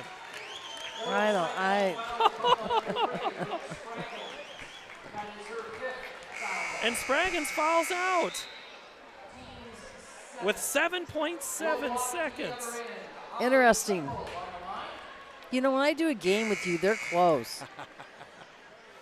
I don't want you to come over if it's going to be boring. Well, I appreciate that. I want your trip to count, and you're powering through with your illness, which I appreciate. So now going to the line, Holly Trimble, the junior. She's got 11 points tonight. Coming in now, Chrisman's going out. Coming in for a rebounding is Vasic, who's yet to score. But Courtney and Iams are on those bottom blocks. First free throw is good for Trimble. The Hawks have come all the way back to a 1-point. They trail by 1, 45-46. The second one is no good. Rebound, Vasic. Courtney loses it. Iams gets it. And then finally, Lipsy's fouled by Trimble. I thought for a minute Ankeny was going to get the ball. 4.4 seconds to go. It almost went out of bounds. I thought it almost did. But the line's a little deceiving here at the Ankeny gym, where it's in the paint maroon, and then there's a stripe of non-maroon paint. It's basketball-colored floor, and it kind of throws me off sometimes. So Lipsy with the chance here, and misses the first one. They better all know who they have, because not being on the line. Lipsy misses the first on the 2 shot, 4.4 seconds. So now Ankeny with 1 timeout. The shot is made. Need a 3 now. Or no, And 2. Ames comes out in full court pressure. 4 seconds, 3, and a timeout. Boy, 1.1 seconds go off the clock. So still 3.3. Ankeny got it in. I don't think Ankeny was expecting full court pressure, because Ames was not on the free throw line, Jackie. They were all the way back, and they sprinted to their spot. I'm just kind of curious why I didn't call a timeout after the made free throw. Because wasn't it 4.4? 4.4. Yeah. So you then lost a second. You didn't a probably. tenth. You probably were thinking, well, we won't let them get into a trap or a press. Would be my guess. Right. No, you're absolutely right. So many teams call timeout in that situation. I think they're trying, push it up, don't let them get set. But Ames did a great job getting into position. They knew exactly what they were going to do. But now, Ames puts Iams back deep. McCullough has the basketball. 3 seconds. 2. Heaves it at the buzzer. Going to be short, and the Hawks are going to fall. Ames holds on. 47-45. Woo! What a finish. What a fourth quarter, Jackie. It was. It was. A 6-point advantage by Ames that they extended to 8 twice. Ankeny comes all the way back to almost tie it. They pull within 1. Lipsy hits the free throw. Tegan Lipsy gets 9 points on the night. Ames holds on, improves to 8 and 7. Ankeny falls to 6 and 10. However, whatever silver lining you want to say, you're a night closer to getting back a couple of players from injury. Yes. And you built a little bit of a bench tonight when Rachel Chrisman comes off. We're not even talking that this was close if Chrisman doesn't get 8 points in the fourth quarter. Well, and furthermore, maybe she's never really done that before, so maybe they found another player they didn't realize they had. If anything, you know, I mean, they're 1-6 in the conference, and they're below 500. So this is something, though, that you can build off of, and they did do some positive things. I know Coach was upset at the end there, and I'm not quite sure when they broke from the huddle. I don't know if somebody didn't go where they were supposed to in their spot, but you know, they don't have anything to be ashamed of, because, you know, they came back from a deficit to start the game with. Ankeny goes on a 22-18 fourth quarter run, and it was mostly due to Chrisman. But let's also, Holly Trimble was big. She finishes with 12, including the free throw that it was that close from tying it. And then then anything's possible at that point. So Ames finishes unofficially here tonight. I've got Ashley Iams with 18. Caroline Waite with 16. 9 for Tegan Lipsy. 2 for Caitlin Courtney. 2 for Allie Moore. Spraggins fouls out with no points. 4, and the Little Cyclones finish with 47 points. Ankeny 45 on the board tonight. 15 coming from Sarah McCullough. Holly Trimble 12. 8 for Rachel Chrisman, 2 for Jalen Keeker, 4 for Ashley Harrington, 3 for Kayla Pitts. Pitts and Trimble kind of struggled there in that third quarter to find that three-point shot. Trimble shakes it off, gets a couple of good looks, built the confidence. They weren't threes. They were give Ames a whole bunch of credit, Jackie. They pushed. When Ankeny wanted 3, they allowed him to only get the 2-point shot multiple times. And in a 2-point game, those points add up. You know, here's a player that didn't score, but Keeker, I think I pronounced that right. She was, wherever the ball was, she was in on loose balls. She was the one down here when the girl fell on the floor. She was in on that. Actually, she was the one that fell on the floor, but she was in on that rebound. You know, so I think for somebody like that, even though she doesn't give any scoring punch, she does give them something, you know, defensively, and gives them a little, you know, energy. All right. You got some energy to drive home? You're going to be fine? No, I'm going to be great because I worked with you. The old Jessup Jayhawk. The old Jessup Jayhawks, and we're going to bring in the Appleton-Parkersburg Falcon next. The Jayhawks at the Falcons tonight. We'll have to get a scoring update. Yeah, I wonder how. See how AP's doing against Jessup. I suppose if they win, you won't ever hear the end of it. I'm sure Andy will just let it go. Jackie Sapp, thank you so much. Great to see you. Great to work with you again. We'll see you soon here next week, I believe. All right, thank you. All right. Ankeny falls by 2. Ames holds on 47-45. Back with the boys contest. When we come back, this is high school basketball on CISN.TV.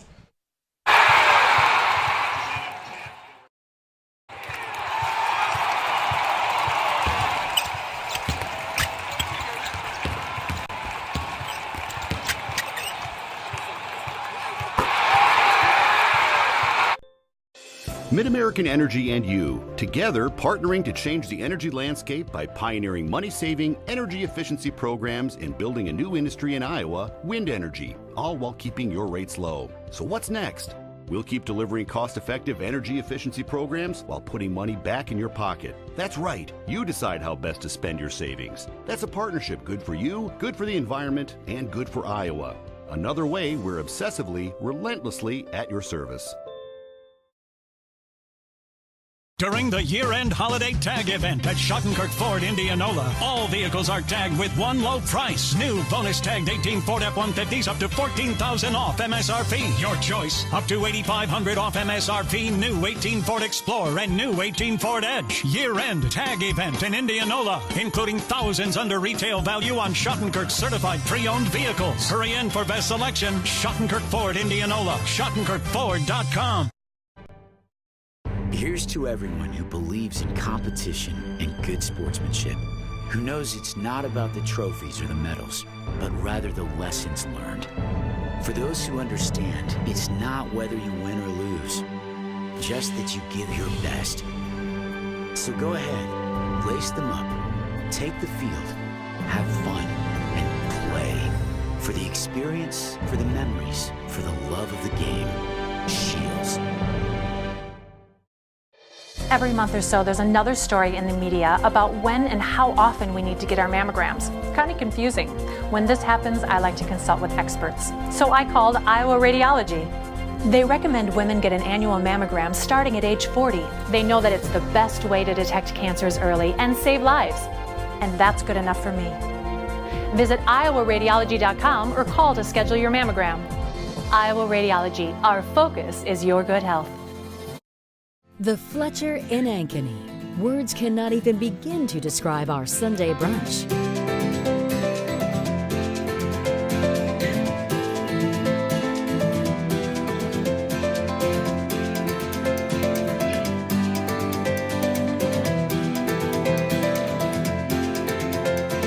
You won't find a better Sunday brunch than what's being prepared for you.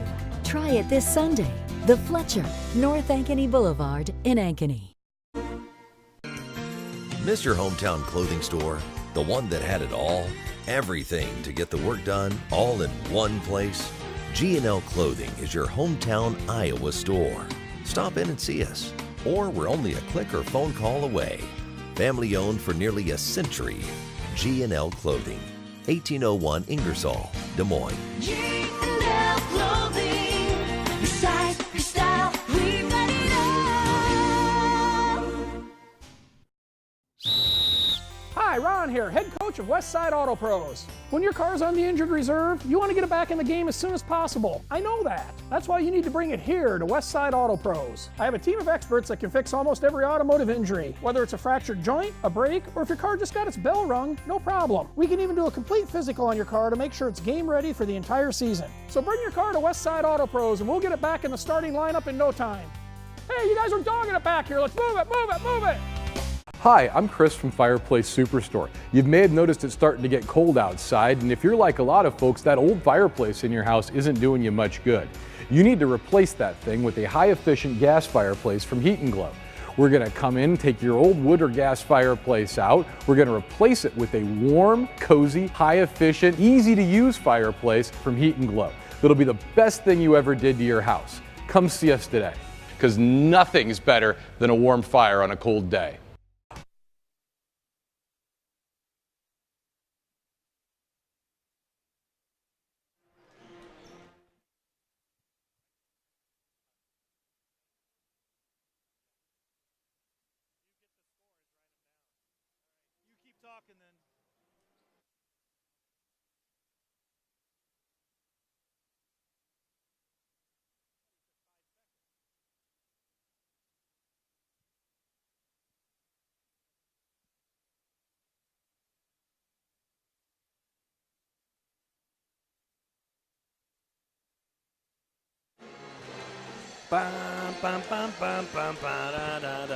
Good evening, everybody, and welcome to game number 2 of our Friday night doubleheader here on CISN.TV.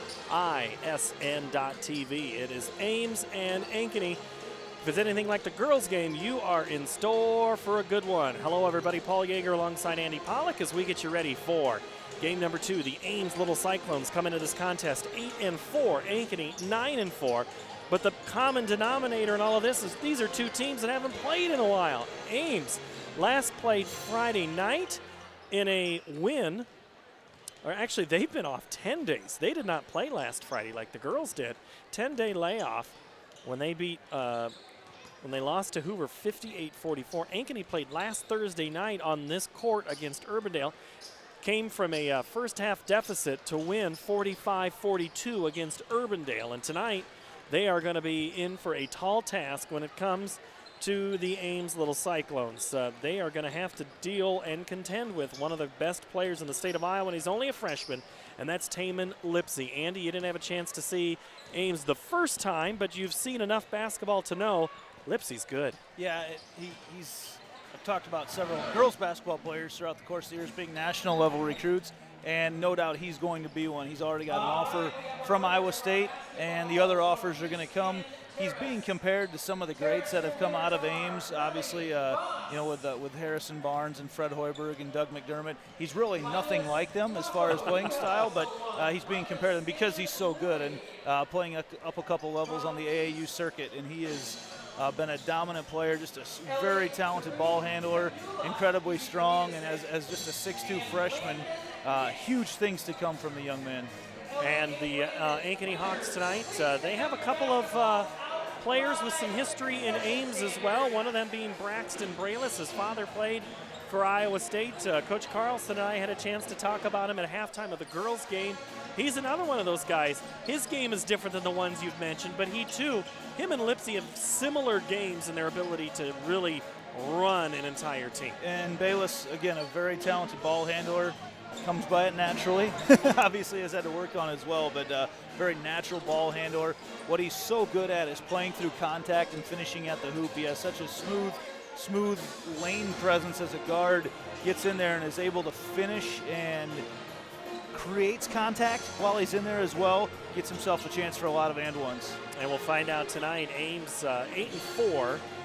They have to play 2 games in about 24 hours. They're going to have to play the Valley Tigers tomorrow, whereas Ankeny's going to do that double dip on Monday, Tuesday when they play Roosevelt, and then at Marshalltown, and then Friday night against Dowling Catholic. So we have ourselves, we're getting into it. It's getting serious now, Andy, because you've got teams. The boys, we now know who is going to be in each regional for the boys. Or at least sub-state. So Ankeny is in sub-state 7. That's Ankeny, Roosevelt, Dowling Catholic, Indianola, Southeast Polk, and Valley. Whereas Ames, the Little Cyclones, they are in sub-state 2 with Lincoln, North, Marshalltown, Mason City, and Urbandale. Both of those are tough draws. Yeah, I look at sub-state number 7 in particular. I mean, Valley is a tough team. They're so good, and they're able to just do a lot of stuff. They're fun to watch. They defend very well. They're very well coached. And Ankeny has been kind of the front runner who we've expected really to be at the top all year. They were ranked as high as 2nd throughout the year. A team, though, they've had to find themselves throughout the course of the year as teams kind of adjusted to their style of play, and now they're in the at the moment, working to work ahead of what teams have done to them. So just trying to stay ahead of how they try to defend you. And speaking of quick turnarounds, we're also going to have the Waukee Centennial games tomorrow afternoon, 1 o'clock. Tip-off for the girls, and the boys will trail. Dar Danielson will come and bring that game to you. So a lot of teams doing that right now. Well, a lot of makeups they're trying to make after up the last week. Yep. Many as games you had. I mean, you lost some games last week too, I thought, didn't you? Yeah, we were trying to think. I believe I was supposed to be with you for that Waukee Centennial game on Tuesday night, I think. So we were home safe and snug in bed. Staying warm during that one. All right, tonight, Ankeny is a team that has a tendency to start real strong and then maybe kind of look around a little bit and let the game catch up to them. How do they get past that? The consistency throughout, and what they're a very good team at is defense. They're guard court, and that's where they dominate in the guard court. One of my favorite players to watch throughout the course of the year has been Jordan Cum. He's a sneaky defender, really all over the court. You don't know where he's at. If you don't know where he's at, he's the type of player that will take the ball and immediately it's in the bucket in the other end. So, we talked about Bayless and what he creates for you on offense. It's a very talented three-point shooting team. They don't have that interior presence. Nolan Otten, is their big man, but he's about 6'3", 6'4" in there, and when he gets in foul trouble, they don't really have anybody else. They're that guard-oriented team. They have to continue to shoot well to be the type of team to finish where they want to finish this year, but they do defend well. They're just so good on the perimeter defense and not allowing penetration. Nolan Otten is out there, averages 5 points a game. Dylan Carlson, your leading scorer, with 13. Also with 13, Bayless as well as Jackson Smith and Jordan Cum bring in at 8. These two teams, Ankeny's known to score a few more points, averaging 63 to Ames's 54. Free throws dramatically favor Ankeny, at least on team percentage, but from the field, Ames holds it. Lipsey averages 17. We haven't even talked about Kellogg. His 16 points, he's going to play at the next level. He's a senior who has done extremely well in his time playing basketball. And Ames, they're not a great three-point shooting team throughout the course of the year, but they have the individual players that can step up. After those two, they don't have a whole lot. They've been the guys carrying the team, and I'm really looking forward to watching Lipsey play tonight. Again, I think this is a game that the matchups are just great. It's tough to tell which team we'd expect to win because the matchups are just outstanding in the guard court. Ames and Ankeny when we come back. This is high school basketball on CISN. You want to get stronger, faster, healthier. You want more. You want to be part of something bigger than yourself. A place for people of all ages, all walks of life, that provides opportunities for all to succeed. We do that. We're the why. Build more than muscle. Build a stronger community.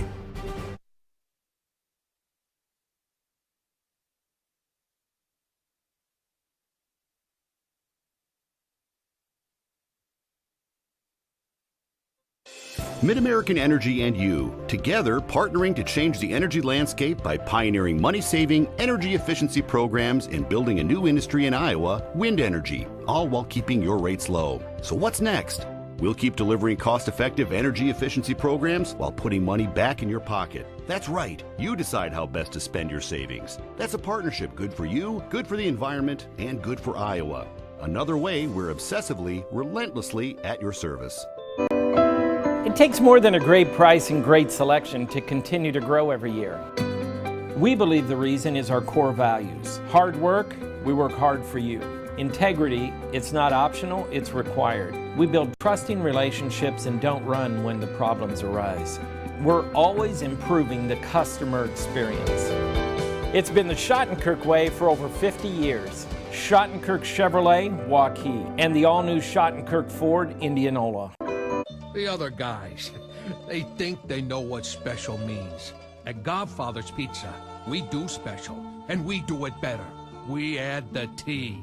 There's a Godfather specialty pizza with your name on it. classic combo, all meat combo, hot stuff, taco, yeah, even veggie and more. All of them piled high with the best toppings and 100% real cheese. Treat yourself special. Order specialty pizzas from Godfather's Pizza.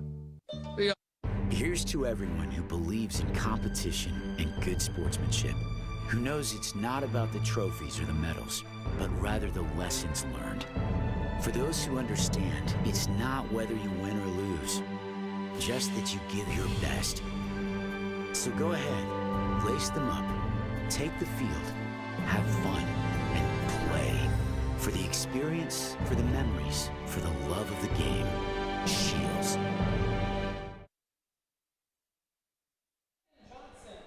Welcome back to Ankeny High School. Paul Yeager, Andy Pollock, as we get you ready. And it is East Elementary and Terrace Elementary nights here at the ballpark. And their introductions are being made. But now we're on to the starting lineups in just a moment on this contest. There are other games going on tonight. Centennial at Dowling. On the girls' side, Centennial came back to win after trailing at half.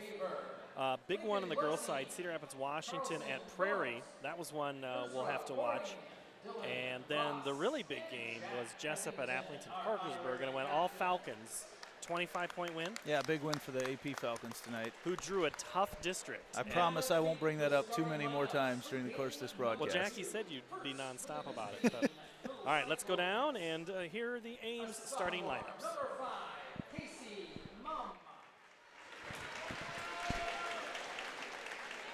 A freshman, number 14, Tammon Lipsy.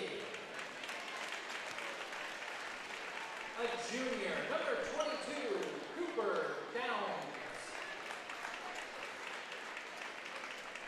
A senior, number 34, Jonah Strawhacker. And a senior, number 41, Johanna Kellogg.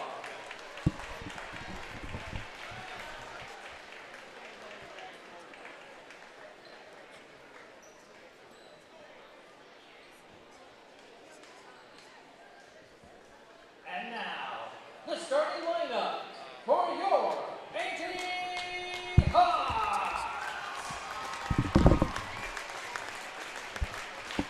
A 5'11" junior, number 10, Jordan Kahn.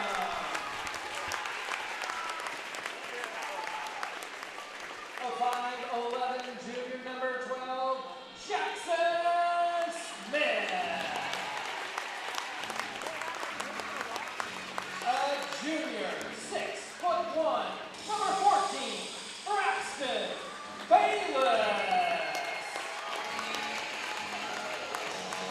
A 6'1" sophomore, number 20, Jerron Rude. And a 6'3" junior, number 34, Nolan Otten.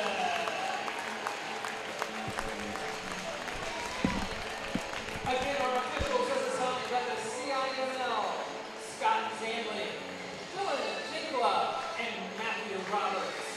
Our athletic trainer from Ankeny Physical Therapy. Your starting lineups there as we get ready to play a little high school basketball tonight. Andy, if you are Ames, what's your key to victory? You've got to Lipsy's going to get the ball a lot. You got to figure him and Kellogg are going to be the two guys. They really like to isolate you. A lot of screens, turn it into a 2-on-2 game. They've got to be able to capitalize and take advantage of Ankeny not having a whole lot of size on the inside. It'll be and if you're Ankeny, what are your keys? Well, you got to keep Lipsy and Kellogg out of the lane. They're the guys who are going to penetrate. You got to shut them down. You do that, you got a good chance to win. Bayless and Kellogg will tip it off. And it is retained. And Kellogg, Andy, with the fashionable choice of unmatching shoes. Oh, look at Lipsy. First thing to go. Kellogg gets the board back, kicks it out. Downs with it. Now on the cut is Mum. Strawhacker completes the starting five for Ames. For Ankeny, it's Smith, Bayless, Cruz, and Otten. And fouled down low is Kellogg. Ankeny foul is called on number 12, Jackson Smith is whistled for the foul. Kellogg's got a pretty significant height advantage down there over everybody from Ankeny. And you can see Ames just a lot of side screens. They continue to force you to switch, try to maybe get someone caught up in there and not stick with their man. And then they eventually get it down low to Kellogg, and he's got a nice mismatch down there. Kellogg hits the first. The lefty looks at the second and misses off the back iron. Corrals it. And Bayless will push it up for the Hawks. 1-0, 7:20 early on in this contest. Cruz drives, kicks, and tipped out of bounds, and chasing it into the seats is Casey Mumm. That's a real big thing. Teams like to do that a lot. You drive down to the corner and then kick it back out, and Mumm able to drop down into that lane and knock the ball, get Ankeny out of their rhythm. Ooh. Pass goes in deep to Smith. Otten thought maybe it was for him. Smith pulls up, 15-footer, swish. That's with a hand in his face, too. Just a nice, smooth move with Downs right in his face. Lead is 1 for Ankeny, so both teams have had the lead early on. Something we couldn't say in the girls' game. It was a 10-0 start for Ames as Kellogg saves it. Everybody's saving it. Yeah, my goodness. Downs drives. Kind of gets stuck there for a moment till Strawhacker comes to the rescue. Matchup here, Bayless on Kellogg. Drawing the early assignment on Lipsy. Excuse me, Cruz, sorry, on Kellogg. Oh, kicked by Smith. Cruz giving up probably about 4 to 5 inches in there. Look to them to, Kellogg right now playing a long ways away from the basket. I think they're going to try to work him back down low and try to get the ball to him there. Bayless guarding Mumm, who gets the basketball, and they meet at half court. And That's what they're Bayless so good at. somehow picks his pocket and lays it in for 2. Yeah, that perimeter defense by Ankeny is so good. They just are constantly disrupting, that time able to get the ball away and lead to 2 easy points. You can't let up for a second against this Ankeny Hawks defense. It's a matter of if they could be consistent with it. Let's see what they can do. Kellogg, top of the key, guarded by Cruz. Kellogg, nice drive, kick. Letting them play early on.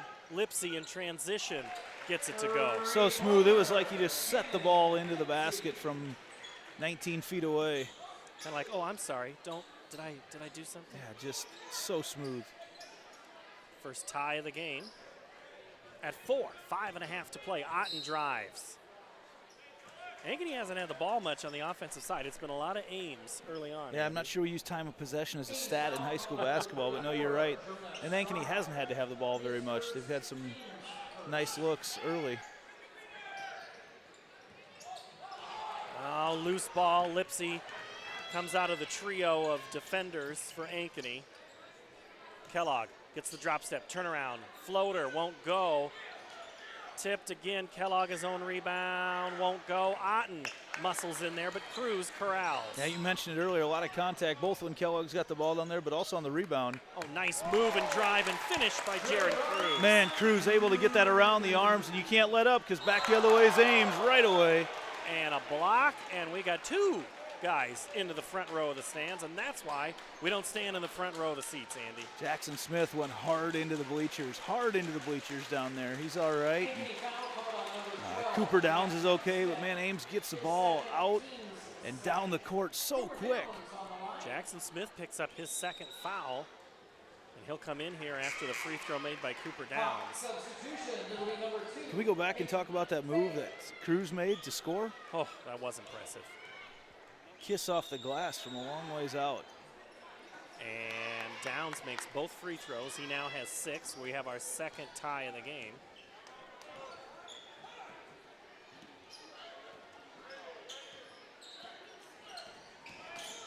Nice drive, and then foul by Bayless is fouled. Jonas Strawhacker. That's what Bayless does. He's so quick at getting the ball into the lane and creates a lot of issues for the other team. takes it right into guys. But yet he's shifty enough. He's able to create contact but not get offensive fouls. Bayless misses the first free throw at the 4:44 mark. We're tied at 6 early on in this contest. Avery Harrington going to give Ames a little size boost here. Second free throw is good for Bayless. Little full court pressure as Fay comes into the game. 2-2-1, try to create a trap at half court. And almost gets away from Mumm. Kellogg drives and then wow! Bayless just flat out picked his pocket, kind of like Linus from Ocean's 11. That was a smooth pick. No one even noticed it before you know it, the ball's out of bounds. He just kind of baits, he almost glances away, and then boom, like a bullet, shot to the basketball. Lipsy gets it. They go inside and scoring to Phillips. Another freshman. Hey, that's, yeah. Phillips just able to, he's a big body down there, big man able to finish. 3 ball, no good for Ankeny, and they're going to call Cum or Cruz with that? I think they're going to get Cruz for it. No, they're going to call Cum. They did. Oh, they say he tripped him? Yeah, okay. There was the trip, it was the play before. Gotcha. Yeah, I thought the same what thing. led to the contact Correct.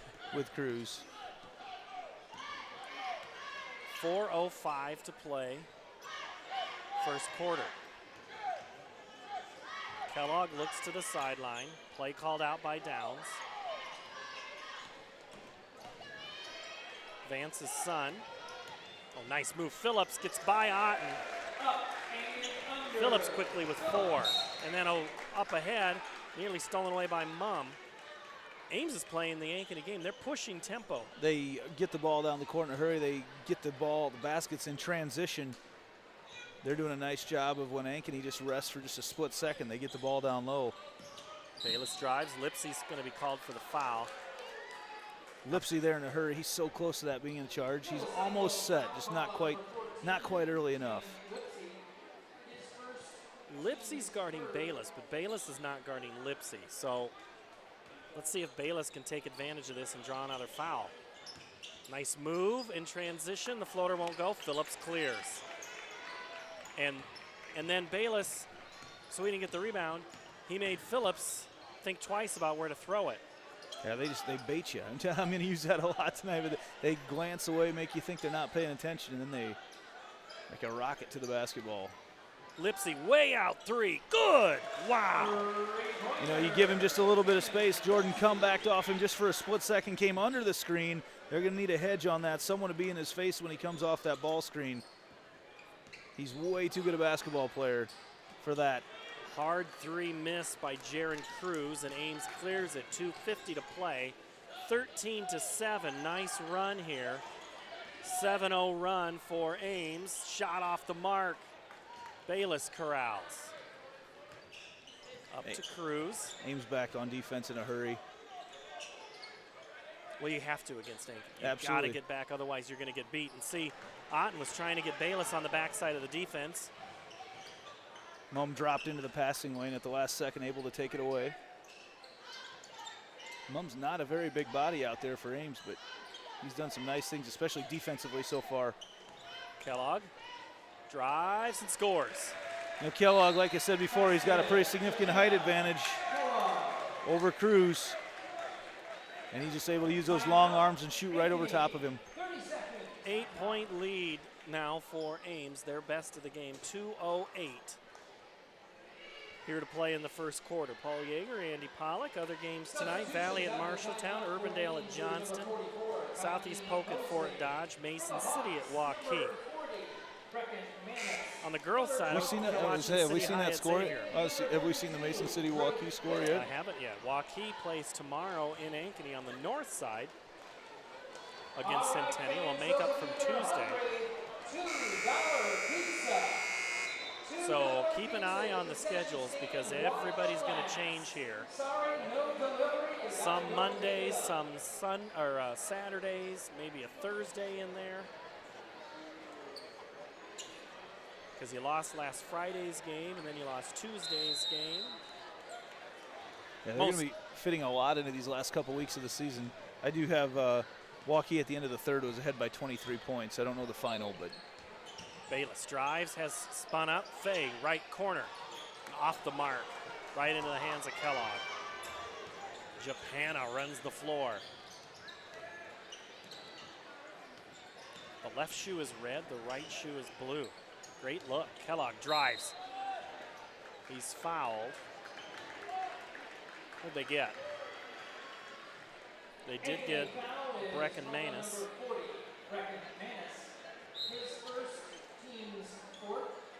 Watching Kellogg, this has been a lot of fun. He's a talented basketball player. Kellogg's going to be called for the charge. Yeah, a couple backups, and you can see Manus was just working his way into position. He almost took the charge right before, and you can tell he just got his feet set, and the next time there was contact, he was going down. Good call. Kellogg's going to play at the next level. He's got that great body for that type, for that. Bayless pulls up, way up top. Jackson Smith, now Bayless. Drives, nice move on Mumm. Mumm move his feet. Bayless a little too much. Up ahead, Lipsy, 2-on-1, stolen. We got 3 balls down. Mumm picks it up for the score. Everybody went down on the ground. The ball was the only thing left. Mumm picks it up and lays it in. Kind of a look what I found here. And just like that, Ames is up 10. Manus thought about it. This is where Ankeny not having that inside presence has been so tough on them, because you've got a talented player out there like Kellogg. Bayless goes over top. Bayless, we've seen that move this year. He hangs in the air, a little extra foot kick, and the nice kiss off the glass. Bayless stops the 9-0 run, and Kellogg goes right back up for 2 more. Well, they're trying to deny him the basketball with Manus, and the help coming from the backside is way too late. He's trying to keep him from getting the ball. Think if he can't get the ball, he can't hurt you, but unless you have help on the backside, he's so much taller than everyone on the court for Ankeny. It's really not fair for the Hawks right now. You don't want him with the ball out here, though. You want to get him the ball down nice and low.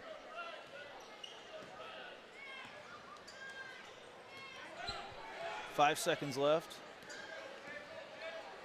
Lipsy all alone drains it. I don't know what happened there, and that'll end the quarter. Lipsy the 3. Wow. 22-9 the second quarter when we come back.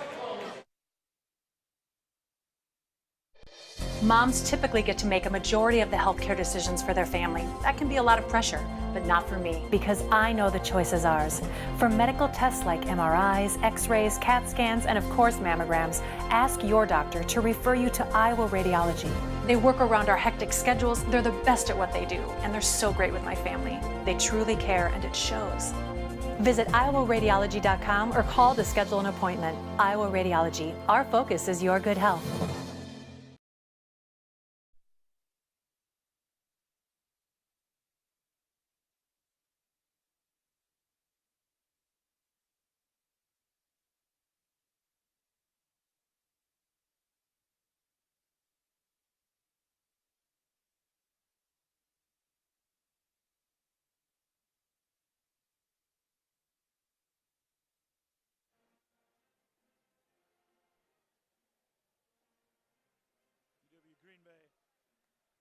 Green Bay, that's it.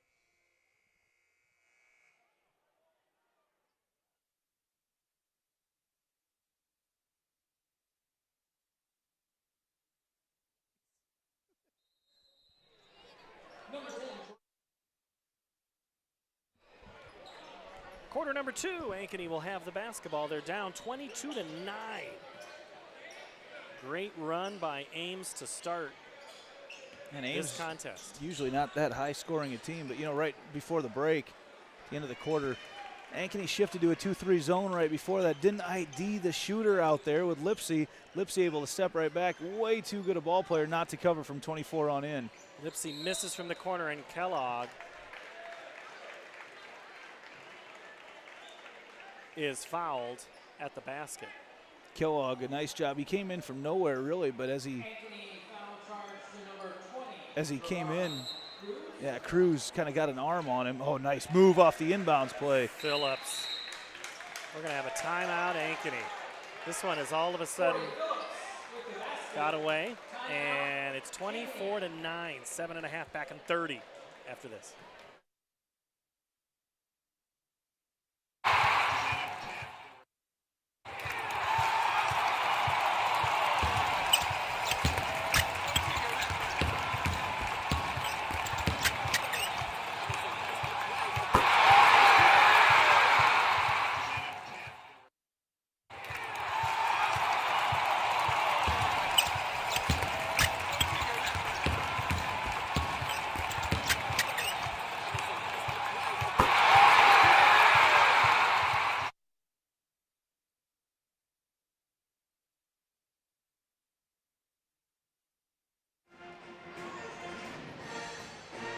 Seven minutes, 28 seconds left to play here in the half. Ames in control, 24-9. It's been a combination of Phillips and Kellogg that have been very hard for Ankeny to contain, Andy. And that's what it's been all season long for them, right? But the combination of the two, Kellogg with what he's able to do inside, a huge height advantage tonight, and then all it takes is just a split second to not have somebody on Lipsy, and he's deadly from three-point land. Ankeny will get the basketball, trying to find some type of offense. Bayless has 5 of the team's 9 points. Otten's out there, Cruz, Smith, and Cum, so they're starting 5. No Carlson tonight with an injury. Cum loses control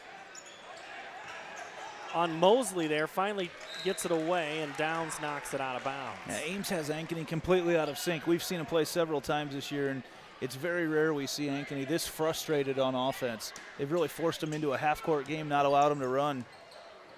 Ooh, Bayless gets it. Corner 3, good for Jaron Cruz. And with the lineup they've got tonight, they're going to have to hit several of those shots.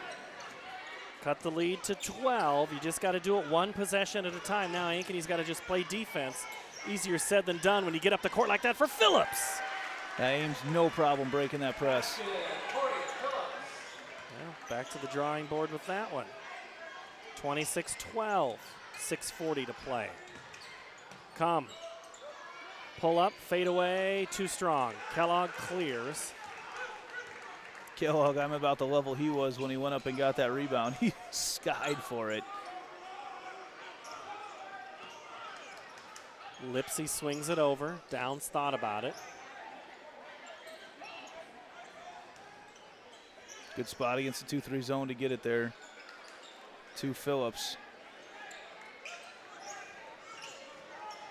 Oh, they swing it to Downs on the 3. Got it. That's going to get Ankeny out of their zone in a hurry. They've hit several three-pointers against it.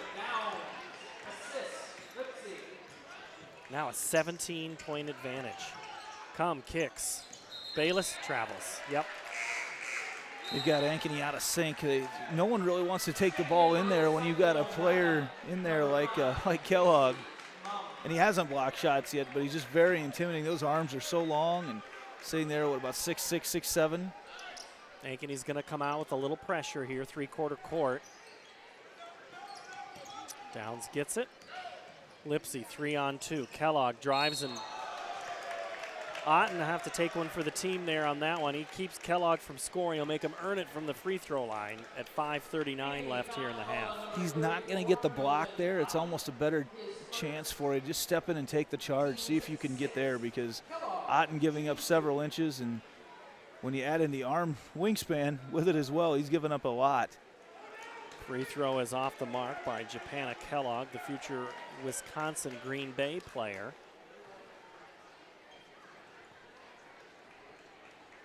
And now Bayless has a conversation with one of our officials.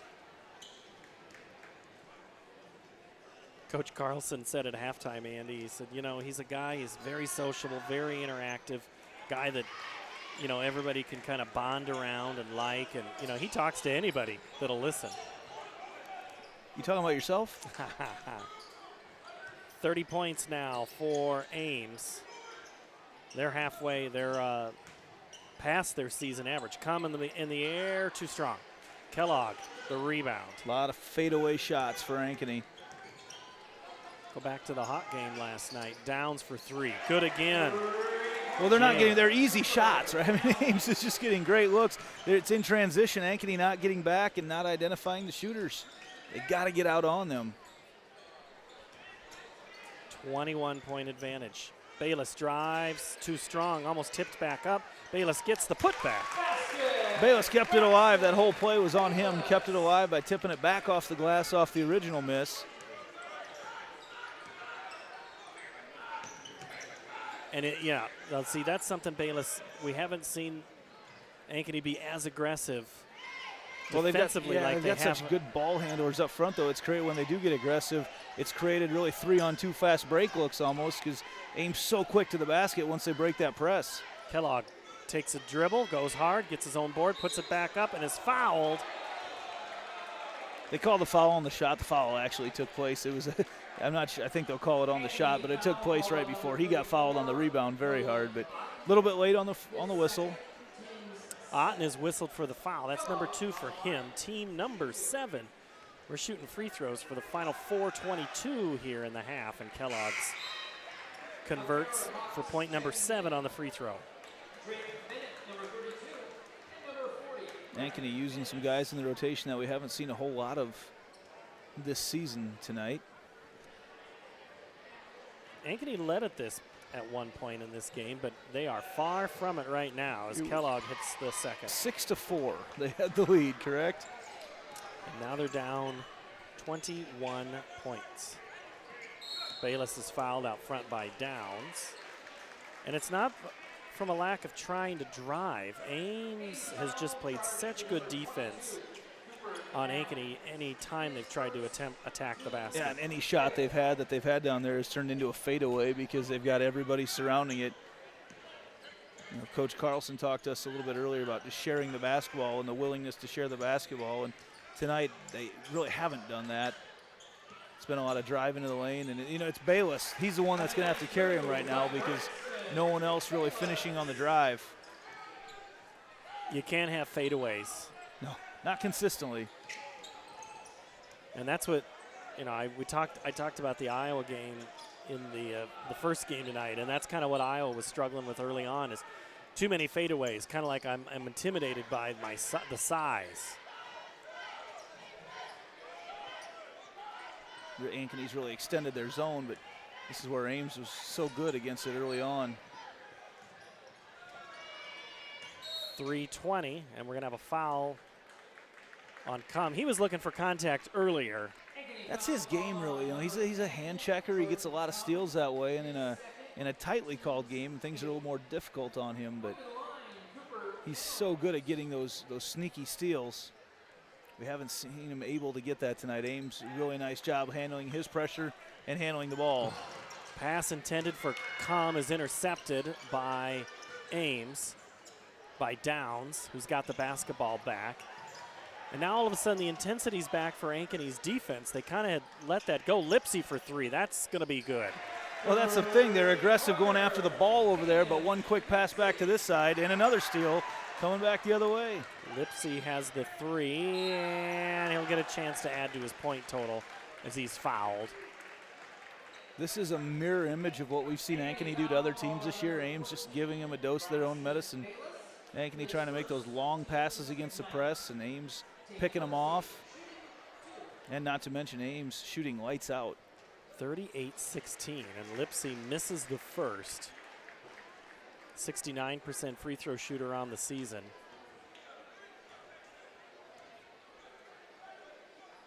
Second one is good for Lipsy, who now has 13.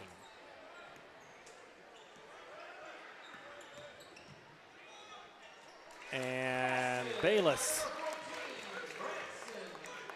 able to get in the lane. Bayless has 11 of Ankeny's 18 points. That's where he's at his best. A little bit of pressure, and Cum kicks it. I have to check the air pressure on that ball after that. Jordan, not the team's kicker on the football squad this year. I was looking for Coach Nelson earlier. Usually see him around. Yeah, I usually see him. Could be hanging to my right, and I just can't see. But home fans haven't had much to cheer about in this one. No, not like usual when we've seen Ankeny in this gym. Lipsy loses the handle. Just tried to do a little too much.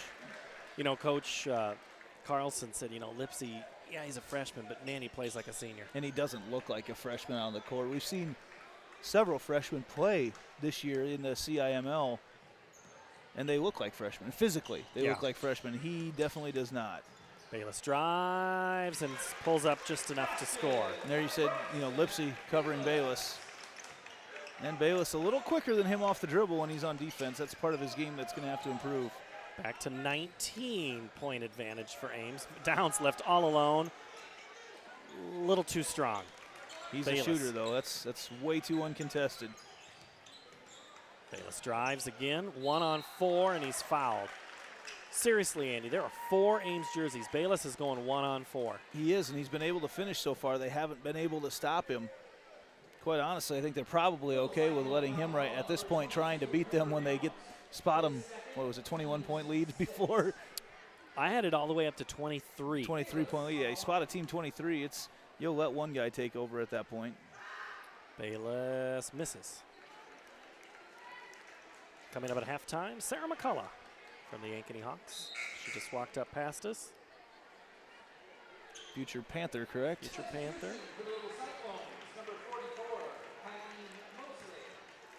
Coach McAnally bowing out last minute, attending to a couple of family things. And when you're a coach of a varsity squad, you're a coach at any level, any head coach or assistant, Andy, time is of a premium in season. Oh, you have to take family when you can. You know that firsthand. Absolutely. Kellogg's been quiet here lately. He's only got 7 points, but it just seems like he's got more. Bayless tries picking his pocket. Mum kicks it. Oh, Lipsy left alone. Man alive. Lipsy now with 16, Andy. They keep leaving him, and they do a nice job against that zone of, in football it's a flood route, but they get a couple guys in the same zone and share the ball. Oh, wow, what a move. Jaron Cruz now with 7. But they're trading 3 for 2, and you're down 20 is not ideal. Gonna have to get a couple of stops because you can't just guard. You can't triple Lipsy, who just somehow spun his way. How did he get through that? I have no idea. I'm not sure he knew how he got through it. Gonna have to give him a new nickname, Houdini. Escaped a tight spot there. Yeah, he weaved right through everybody with his spin move. 47 seconds left to play before half. Lipsy drives and kicks. See, that's the thing. You have to respect him enough because he's going to drive right past you. Ames going to hold for 1 now, 30 seconds. They were able, this worked out in their favor very well at the end of the first quarter. Bayless goes up for it and then fouls Kellogg. He was fine initially and then just couldn't quite get off the leg to get away from him. Yep, just a little extra contact at the end.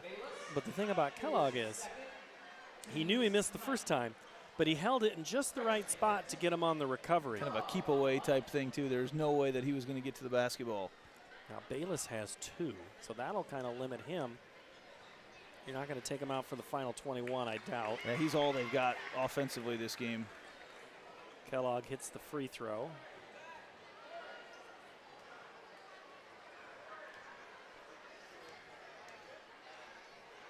Hits the first, misses the second.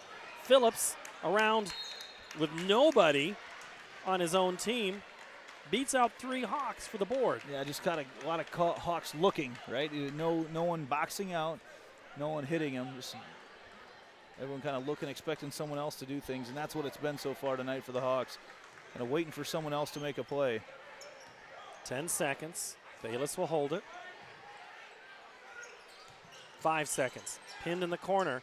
Bayless for 3. Got to pull it off. 2 seconds. 1. Good if it goes. It does! Create a little bit of separation off the dribble, and that's all Bayless needs.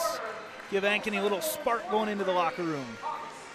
Bayless 3 cuts it to 18-point lead. We'll take a halftime break. We'll talk with Sarah McCullough when we come back here at halftime on CISN.TV. Back in 3 minutes. Hi, I'm Chris from Fireplace Superstore. You may have noticed it's starting to get cold outside, and if you're like a lot of folks, that old fireplace in your house isn't doing you much good. You need to replace that thing with a high-efficient gas fireplace from Heat & Glow. We're going to come in, take your old wood or gas fireplace out. We're going to replace it with a warm, cozy, high-efficient, easy-to-use fireplace from Heat & Glow. That'll be the best thing you ever did to your house. Come see us today, because nothing's better than a warm fire on a cold day. Hi, I'm Chris from Fireplace Superstore. You may have noticed it's starting to get cold outside, and if you're like a lot of folks, that old fireplace in your house isn't doing you much good. You need to replace that thing with a high-efficient gas fireplace from Heat & Glow. We're going to come in, take your old wood or gas fireplace out. We're going to replace it with a warm, cozy, high-efficient, easy-to-use fireplace from Heat & Glow. That'll be the best thing you ever did to your house. Come see us today, because nothing's better than a warm fire on a cold day. During the year-end holiday tag event at Schottenkirk Ford, Indianola, all vehicles are tagged with one low price. New bonus tagged 18 Ford F-150s up to $14,000 off MSRP. Your choice. Up to $8,500 off MSRP. New 18 Ford Explorer and new 18 Ford Edge. Year-end tag event in Indianola, including thousands under retail value on Schottenkirk certified pre-owned vehicles. Hurry in for best selection. Schottenkirk Ford, Indianola. SchottenkirkFord.com. During the year. Here's to everyone who believes in competition and good sportsmanship, who knows it's not about the trophies or the medals, but rather the lessons learned. For those who understand, it's not whether you win or lose, just that you give your best. So go ahead, lace them up, take the field, have fun, and play. For the experience, for the memories, for the love of the game. Shields. The Fletcher in Ankeny. Words cannot even begin to describe our Sunday brunch.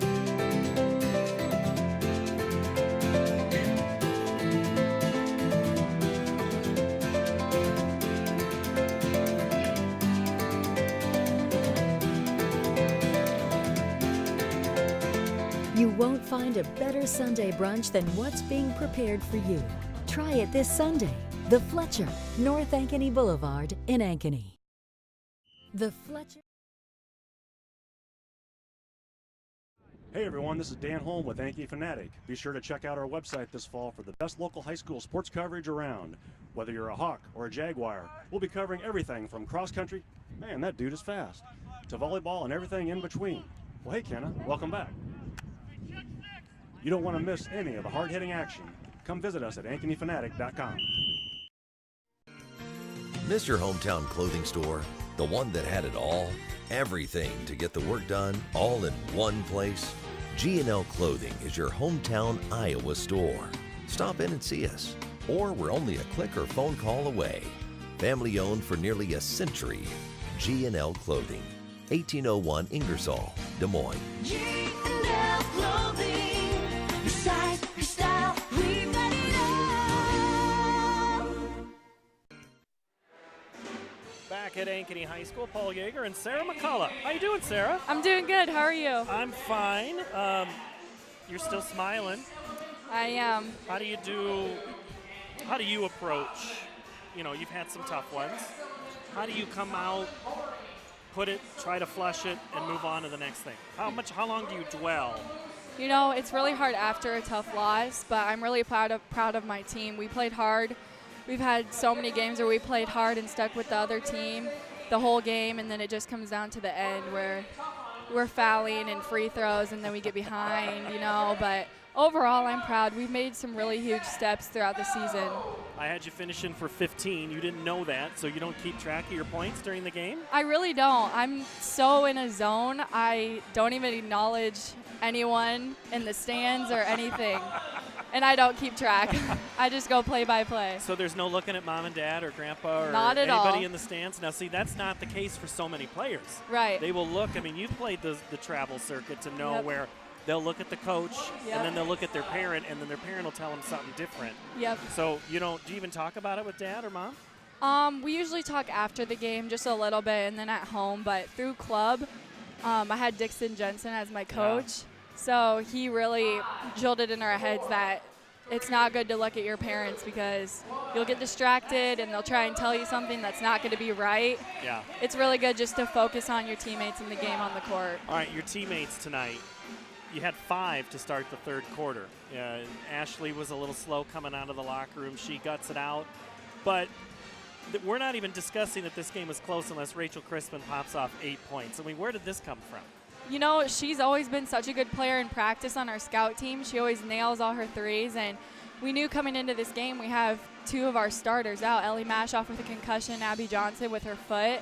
So we knew that we were going to be playing the whole game with 6 players and that we would be tired. So some of those JV girls needed to step up, and I'm super proud of her for coming in and hitting those 2 threes in her too, which turned the game around. So you get Vasek and Keeker both not been starters at the beginning of the year, but then they come through and they've had to have some big minutes for you.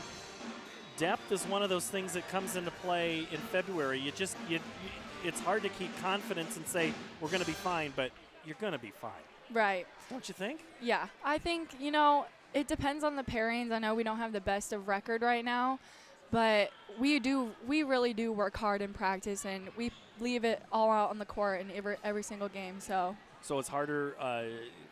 Trimble and Pitts both kind of a little bit of struggle with the shoot. You know how it is when you're shooting. Yeah. You've had a couple of nights where it just hadn't gone. How do you think about it, and how do you help others and just say, just shoot the ball? I can speak personally because I have a lot of those games where my shot just doesn't fall, and it is so frustrating, and I know exactly how they feel. I just tell them to keep their heads up because we were right there in the game. Yeah. Keep shooting. They will fall. Just don't even think about it when you shoot it. So we know we discussed this fall how much you wanted to keep shooting the 3, if you remember. I know Coach remembers because he was watching.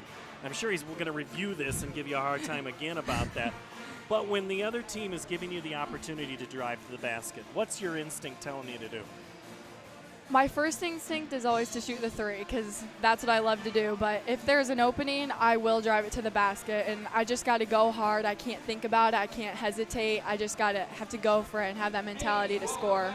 And there was a couple of times they gave that to you tonight. And it was down on this end. I mean, it was like, oh, there's nobody there. And you just drove the basket. So. Yeah, especially in those times where we needed a basket and we were limited on time. I knew that I had to go and attack and try and draw a foul and hit my free throws. All right, so you don't have to play tomorrow, but you're going to have to play Monday and then Tuesday.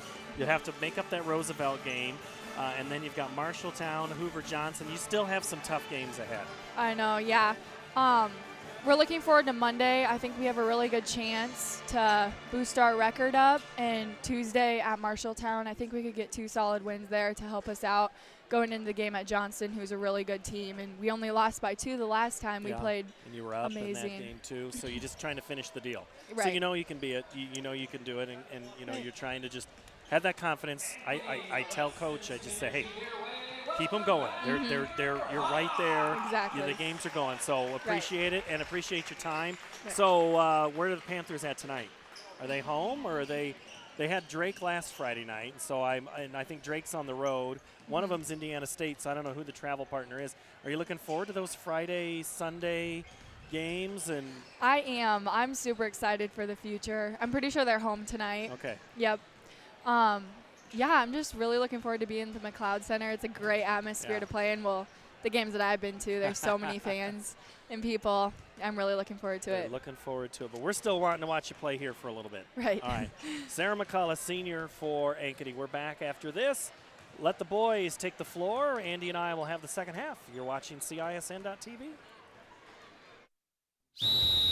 Hi, Ron here, head coach of Westside Auto Pros. When your car's on the injured reserve, you want to get it back in the game as soon as possible. I know that. That's why you need to bring it here to Westside Auto Pros. I have a team of experts that can fix almost every automotive injury. Whether it's a fractured joint, a brake, or if your car just got its bell rung, no problem. We can even do a complete physical on your car to make sure it's game ready for the entire season. So bring your car to Westside Auto Pros and we'll get it back in the starting lineup in no time. Hey, you guys are dogging it back here. Let's move it, move it, move it. You'll learn if it's BBB accredited, see its grade on customer service, and read honest, useful reviews from local people. For online recommendations you can trust, start with trust at bbb.org/Iowa. You want to get stronger, faster, healthier. You want more. You want to be part of something bigger than yourself. A place for people of all ages, all walks of life, that provides opportunities for all to succeed. We do that. We're the Y. Build more than muscle. Build a stronger community. You want to get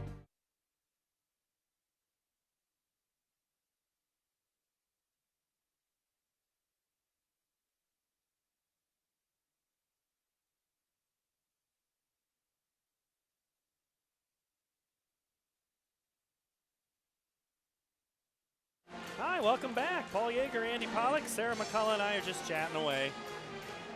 We're neighbors, Andy. You have to do what you can. All right, unofficially, for statistics, Ames. Oh, I flipped it back to the girls, and I was going to tell you Wade had 15 points, but real fast, it's Lipsy with 16, Downs with 7, 8 for Kellogg, 8 for Phillips. For Ankeny, it's all Braxton Braless. He has 16 of the team's 25 points, Andy. You can't just ride Bayless the whole time, can you? No, you're going to have to get some stops. It's going to start on the defensive end. 4 to 3 points has got to be close to the most points that they've given up, that Ankeny's given up in half this season, and probably not even close. They have not phased Ames at all with their defense. In fact, Ames looks quite comfortable out there.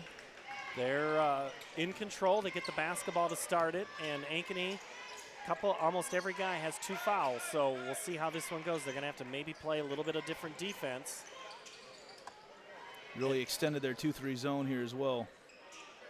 Kellogg just takes a big step, doesn't he? Just makes space. Drives it in, loses control. Otten clears it. Up ahead, laying it in and scoring is Jackson Smith. Yeah, good take by Smith. Able to weave his way around the defense.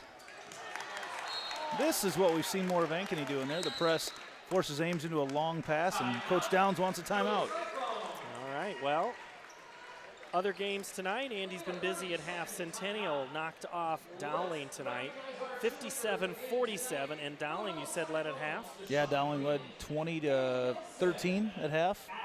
So big second half for Centennial. Ballard knocks off Bondurant Farrar. The Bombers on the girls' side, pretty good team, making a case. In the second season, Boone beats Carlisle. Boone is at state the last couple of years, seeing what they can do. Prairie, because see, over in Eastern Iowa, they don't do boy-girl doubleheaders. They do sophomores, seniors. So Prairie is up by 2 over Cedar Rapids, Washington, which has been a surprise team to watch in Class 5A. So the season is starting to get real interesting here as we come down the home stretch. Ames out of the 32nd timeout, facing some pressure. Bayless guarding Mumm. Now that's Kellogg. Oh, Bayless got a hand on it, stepped on the line as he tried to save it. Yeah, Ankeny comes out of the timeout in a man-to-man defense, and they caught Ames off guard. Johnston beat Urbandale. Southeast Polk thumped Fort Dodge. Waukee beat Mason City. Grundy Center all over AGWSR tonight. Grundy Center #1 in Class 2A on the girls' side. And then I got a boys score there for you as well. We'll see if we can squeeze that one in here. 6:43 to play, third quarter. Ames in control. And boy, they're just playing 4 corners now. And they've got the guard court to do it. They can spend a lot of time. With the way Ankeny's got some foul issues with a lot of guys with 2 so far, that could quickly become a problem for the Hawks. Mumm on the inbounds drains it. Wow.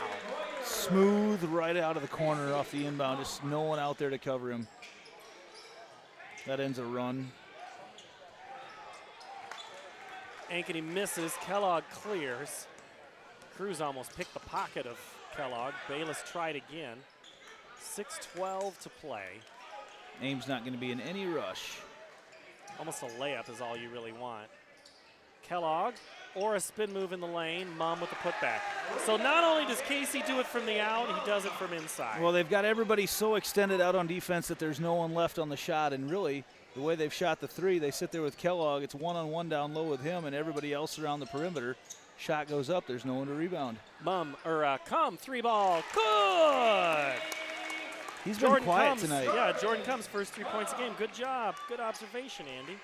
Well, usually we see him with a lot of run-out baskets, and the talented guards. There he causes a steal. In the corner, 3 on the way, no good by Smith. Rebound, Ames. Smith almost gets it again. Boy, Kellogg could have been called for trying to throw that elbow, but instead they're going to get Jackson Smith, and I think that's foul number 3. I like what the official did there, though. There was contact, and he waited until the contact actually caused the play to stop to make the call. I think he was going to let him play through it. It just got to the point there was too much, and it really disrupted the flow of the play. 18-point advantage, 5:20 to play, third quarter. This is not the game I thought we'd see tonight. I would wholeheartedly agree with that. Kind of thought we'd have a real even matchup. Lipsy. Contact allowed. Bayless up ahead. Smith with numbers and the foul. And I should say he didn't have numbers, Andy. He was in the minority. Yeah, he was able to slip his body just past in the end there. Got the foul whistled on Cooper Downs. Able to kind of turn his body and get by him and create numbers. And now this is more of what we've seen from Ankeny throughout the year, getting some more run-out buckets, trying to get back in this basketball game. And they make a dent with the clock stopped. Smith, the three-point play, now has 7. The lead is 15, and it'll stay that way for now. Ankeny up ahead. Smith, 3-on-2. Nice move! Won't go. Bennett's rebound. The fans wondering what just happened. 2-on-1. Downs is going to pass it off the glass for the dunk by Kellogg. We don't see that in Iowa high school basketball very often, and I am pretty convinced that that's exactly what he was trying to do. Incredible. And Ankeny's going to turn it over. Yeah, that's a great play by Casey Mumm. Steals the ball away, falling out of bounds, and throws it off the legs of Smith.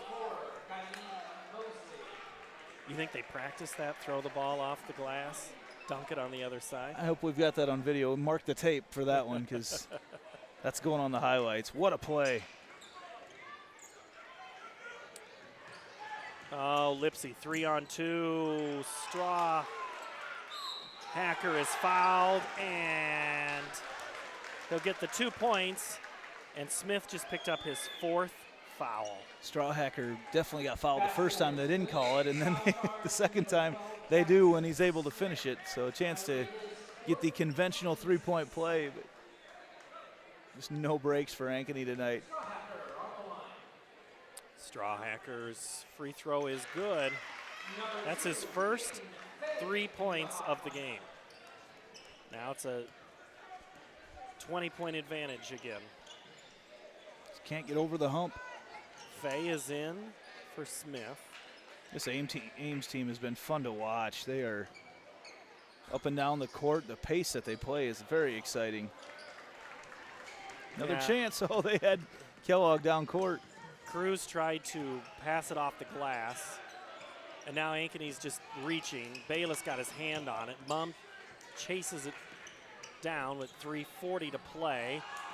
Good saves all around. Even with numbers, it doesn't feel like Ankeny's got much of advantage. 2-on-1. Bennett is fouled out front. Actually,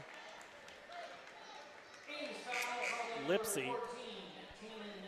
So there's a move, Andy.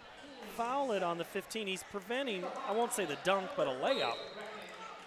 Yeah, make him earn it, especially early on here in the, I guess it's not that early in the third quarter, but early enough in the second half. Cruz for 3.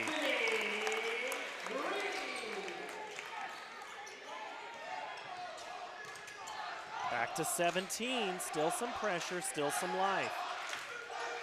Now the fans start to make a little bit of noise. Yeah, first that Ankeny Hawks student section usually very loud and just not a whole lot to cheer about so far tonight.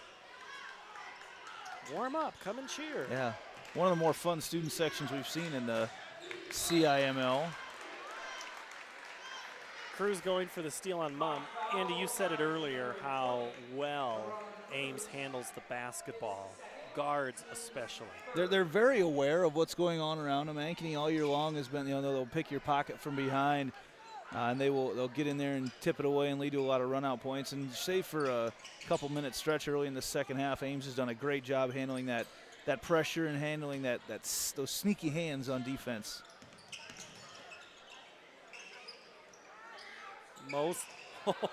Kellogg leaning, trying to get Cruz to commit the foul, and now. Ooh, Kellogg down. He landed hard. Ooh, right underneath the Ames basket. His right shoulder, I think, is what he landed on. He is moving. Ooh. He is a lefty. Yeah. Boy, there was a Auburn, Kentucky last Saturday. There was a player went up high on the glass, but he was fouled from behind, and it sent the player completely 10 feet straight down in the face is what landed, and it caused some blood. There's no blood in this play, but it's very similar in that whole, when you lose your legs underneath, Andy, it's kind of hard to land properly. I think it's Is that safe the to way say, yeah, actually, it's interesting. One of the first things you learn when you start signing up for a speed and agility type course is how to land. And it's, knees bent, feet shoulder width apart, maybe a little wider. Not the way you can do it, though, when someone's underneath you. And Kellogg, he's one of the above-the-rim players in the state of Iowa that we've seen this year. And that time up in the air a long ways, and nothing egregious about it. A guy was just trying to get set, and he got over top of him. So Kellogg goes off on his own power. He'll sit out for just a little bit, but he's a gamer. I don't expect him to be out very long. 2 minutes, 36 seconds left to go, third quarter. Ames in control, 53-36. Brett Butcher, the athletic director here, activities director at Ankeny. Very busy tonight. He's entertaining all sorts of people. He's got us, he's got MediaCom, he's got everybody's favorite Ames KASI sports personality, Dave Sproul. I feel like we're in the NCAA tournament with all the we're all over the place. Press row here. Phillips makes the first, misses the second.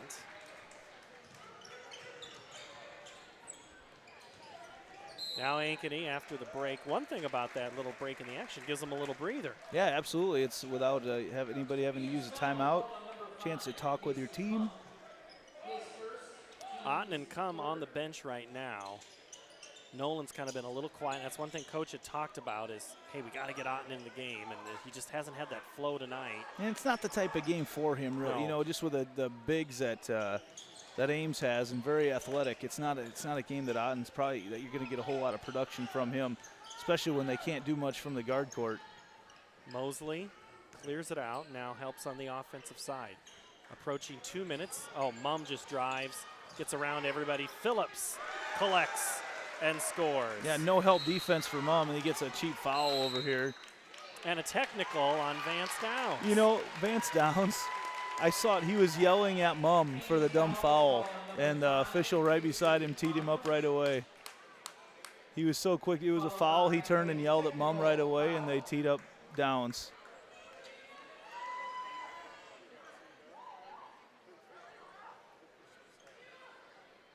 Downs has been around a little bit.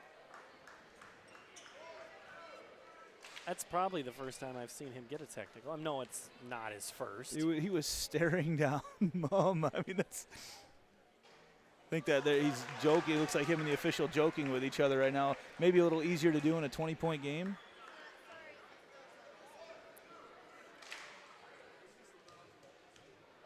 And, the other night, last Thursday, as Bayless hits the second free throw, now with 17. That's his first point of the second half. Yeah, they've kept him out of the lane.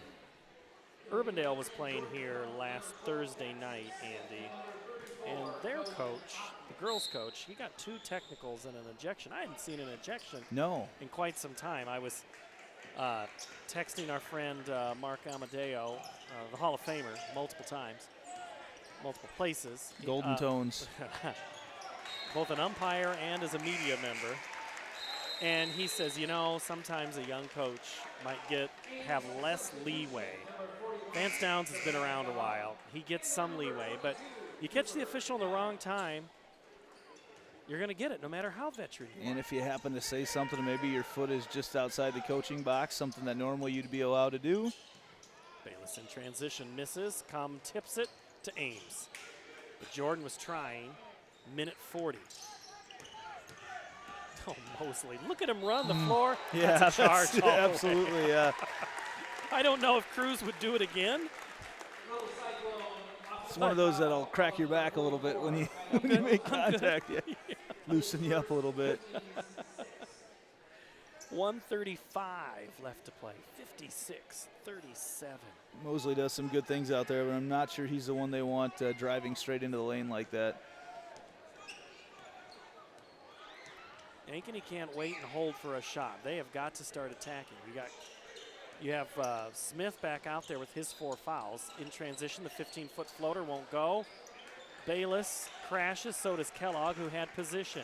Here comes Lipsy, driving. You know, Lipsy's been quite quiet here in the second half as well, but right now he's a lot better off just playing defense if you're Ames. And Kellogg is back into the game. Good to see. The lefty creates. Oh, Lipsy wide open. Misses. Boxes out Lipsy. Smith driving. Get around. Blocked on the underside of the rim, and Smith goes down hard. Yeah, Smith very slow to get up, too. Have to play the last 40 seconds. Naughton is no. Put his first and last name together. Otten, Nolan gets caught in the air by Phillips. Phillips did a nice job taking it right at the basket, got Otten up in the air, take it right into him. 42.4 to play here in the third quarter. Ames team has some nice tools to it. They've grown up a lot throughout the course of the season, too. That combination of Kellogg and Lipsy, that is something else. And I like what Phillips has done as well. Yeah, and he's a freshman. Oh, Smith loses the handle, gets around and attacks, and again, just gets the bottom side of the rim. He's frustrated. He gets back now on defense, 30 seconds to play. Ames, which started the half, kind of taking the air out, have now kind of put the foot back on the accelerator. Hold a 20-point advantage. Kellogg drives and misses. Otten with 15 seconds. Come with it. No numbers, so they wait. Bayless, 3. Good. Bayless now with 24 seconds. 3. I don't think Lipsy's going to have time to set. Get it. Won't go. But he had time. 57-40.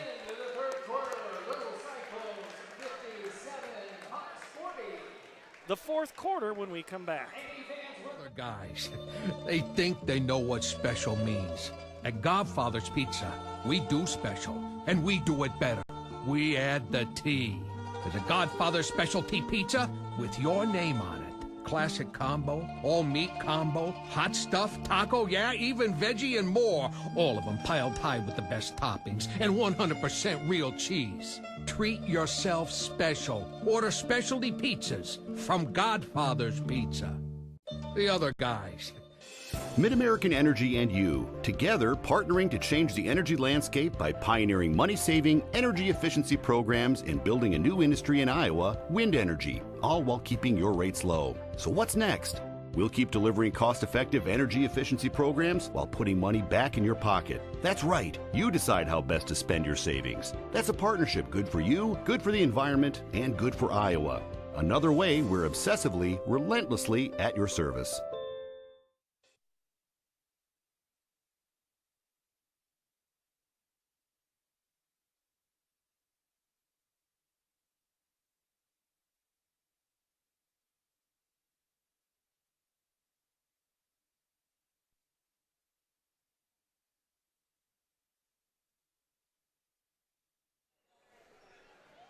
Welcome back to Ankeny High School. Ankeny down by 17. I've seen stranger things, Andy, but the Hawks have a big hill to climb. One possession at a time, right, Coach? You can't have a 17-point play, or you don't have a 17-point play. You mean- Every time they get it down, I mean, Ames comes back and hits a big shot. Bayless misses, gets his own rebound for half a second, and then Mumm steals it away. Look out. Kellogg on the break. Oh, I thought that thing was going to fall. Kellogg is fouled by Otten. Great control by Kellogg up in the air. And they just teed up Otten, I believe. And he's out. That's 5. So Nolan fouls out at 7:21. Well, they were going to try to get Nolan into the game a little bit more. He'll finish with 0 points. All right. Your Yeah. technical foul is number 5. Yep. Still says 4 on the board.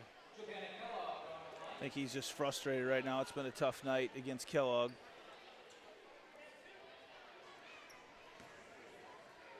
You know, I see Reese Pitts on the bench, but he's still in street clothes, and I don't even see Dylan Carlson on the bench tonight. So we were told it was an ankle. Kellogg misses the first.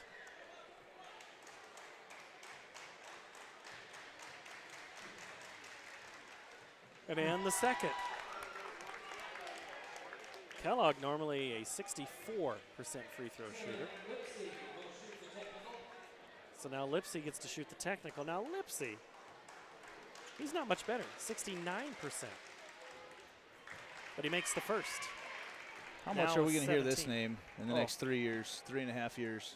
Well, his sister had a really good game tonight. That was a fun one that you guys had for the girls' game. As Jackie says, every time we do a game, it's close. I go, well, I'm not going to make you drive over here if it's not going to be close. And unfortunately, we're stuck just doing our normal routine here. I don't know. Are we Mutt and Jeff? I'm going to need some new material eventually. We just have not had a good run of boys' games this year. Probably Ankeny versus Centennial early this year when Ankeny got up by 20 plus, and then Centennial got it down to 3 or 4 late in the game. Yep. Probably the closest game we've had so far. Come gets his third foul. I think now all of a sudden, Andy, we're going to start seeing some Hawks we haven't seen.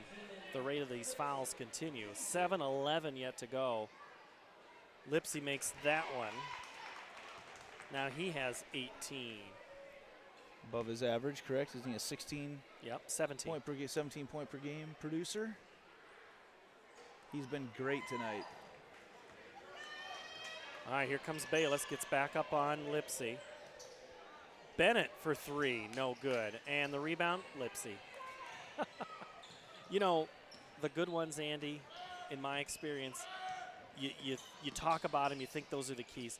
They're the ones who almost quietly get 18 to 20 points. Right, you don't notice it, yes. Yeah, Mumm with the 3, he now has 10. Lipsy has 18 points. Can you tell me when he did them? Well, I remember 9 right away, and then it seems quiet since then because he had three three-pointers in the first quarter. Manus, shot no good. Come misses the rebound. Kellogg clears it for Ames. Now Kellogg, I feel, has had some quiet points. Oh, nice Oh, pass. Phillips, and Bennett knew it. He was like, I'm going to stay out of this, and then he got him in the back. Great look by Lipsy.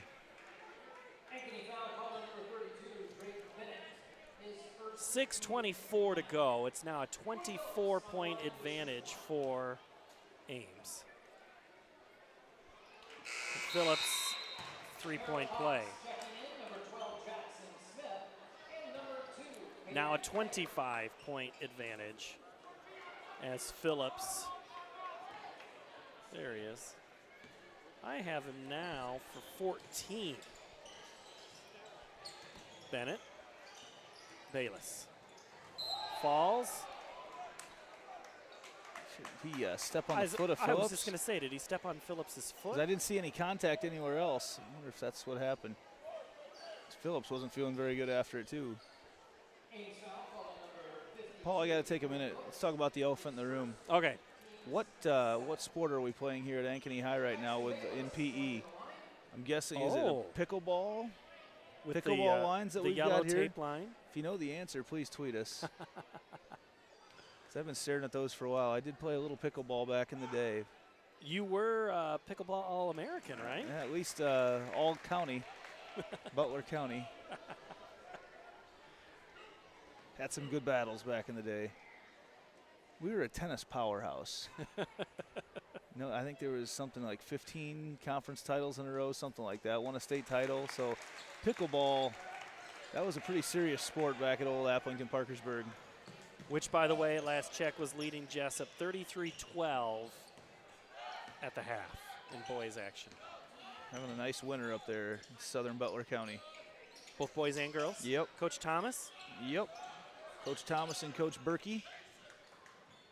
Now, what's Coach Berkey's background? He was he is the athletic director right now, but he was the girls basketball coach over at Ackley, Geneva, Wellsburg, Steamboat Rock before that, and then I believe he's in East Marshall grad as well. Okay. So he's kind of been in that area. Kellogg with it. Way out front is Ames in no hurry. Take some clock off. See, Ames has got to play tomorrow against Valley. They go backside underneath Phillips in his pocket. Bayless had a hand on his left hip, and then with his right hand, he fouled him. Once again, Bayless trying to front guard him, trying to not let him get the ball. So once he gets over top, he's left. There's no help there, so he's left trying to defend him from behind. Bayless now with 3, 5:26 to go. Free throw is good by Phillips. It just seems like Phillips has scored a bunch. He's got 15 off the bench. He's a 5-point per game average guy. He's a smooth player. He's a big body down there, but he's a smooth player. I like what he does for Ames. Smith drives, gets past Downs and lay it in. That's what they've been needing to happen, but with Smith with foul trouble, it's been hard to get him the basketball.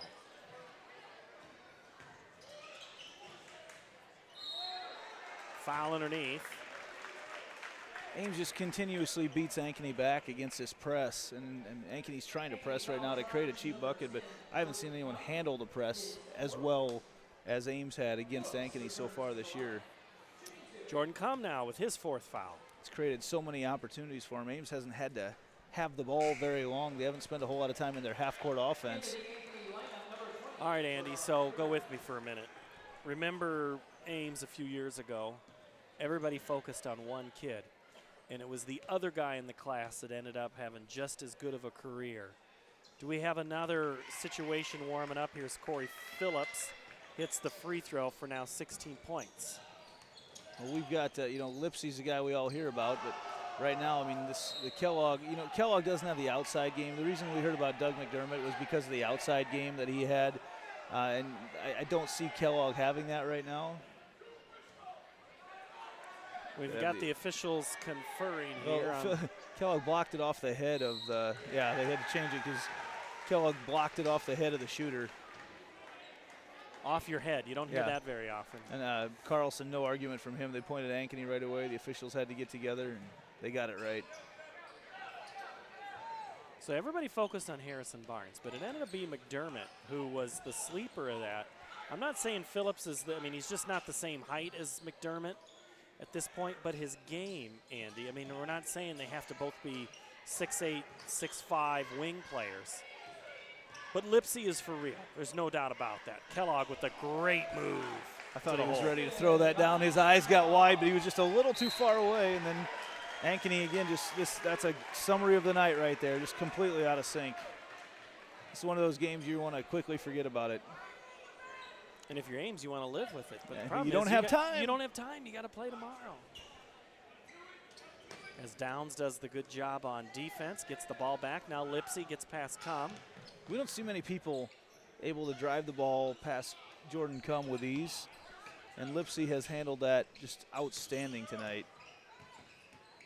And normally you wouldn't think too much of it, but we have seen Cum make some point guards look pretty silly. And Lipsey gets around and just puts it in. Now that's easy. Now he's got 20.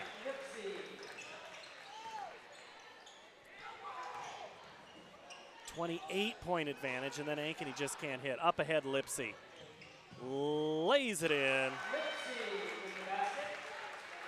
30-point advantage now.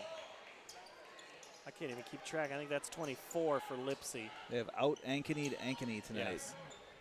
Cum kicks it right into Downs' hands. Yeah, Downs was able to drop down underneath. Phillips loses it on the pass.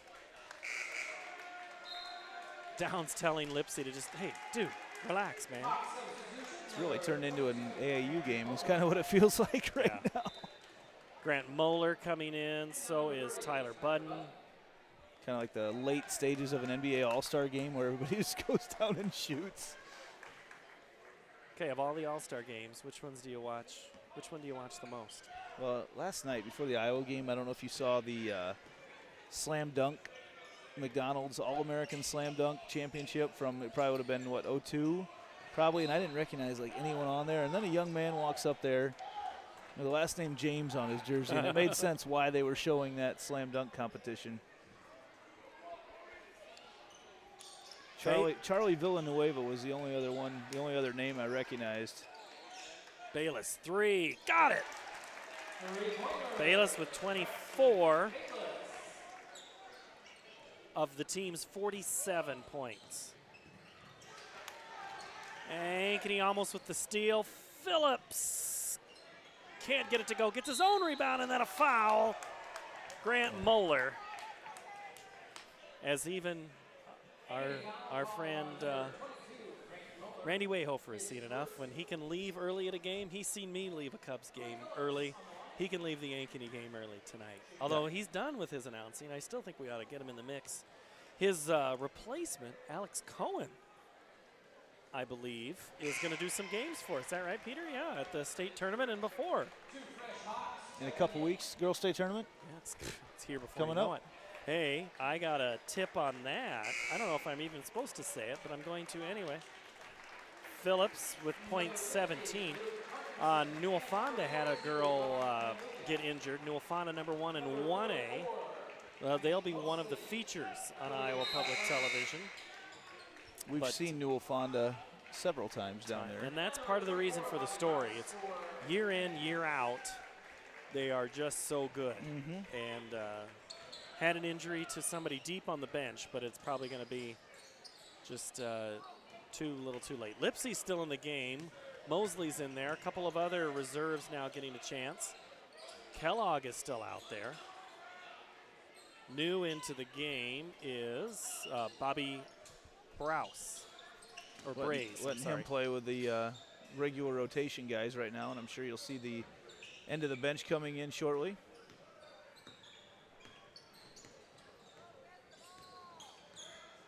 I think they're trying to get him a bucket. And you know that's usually who the team cheers for. Out front for Ankeny. Wow, that's even a couple of guys not even on the main roster. I got to dig up the sophomore roster. Yeah, I've seen a few here. of these guys play in sophomore games before.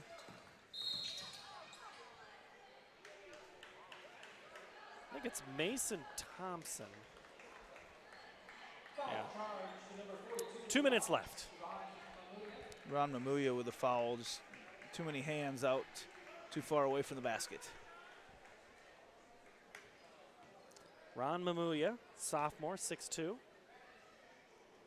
Haven't seen him a ton this year.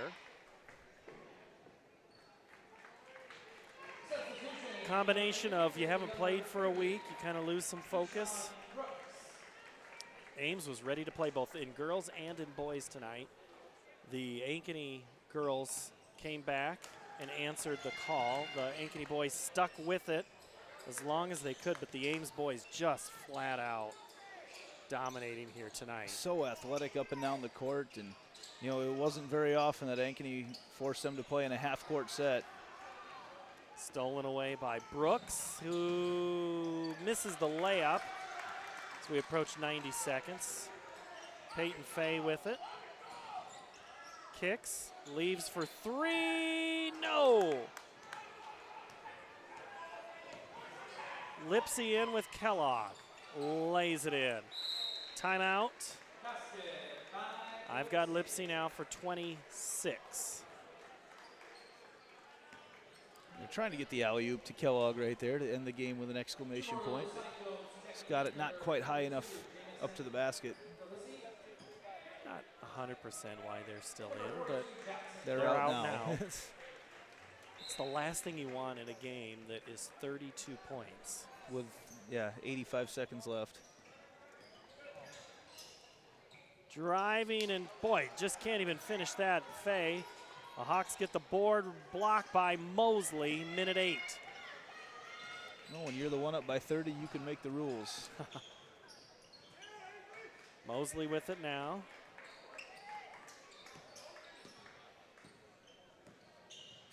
So Roosevelt could watch this game tonight because they play both of these teams in consecutive nights, Monday and Tuesday of next week.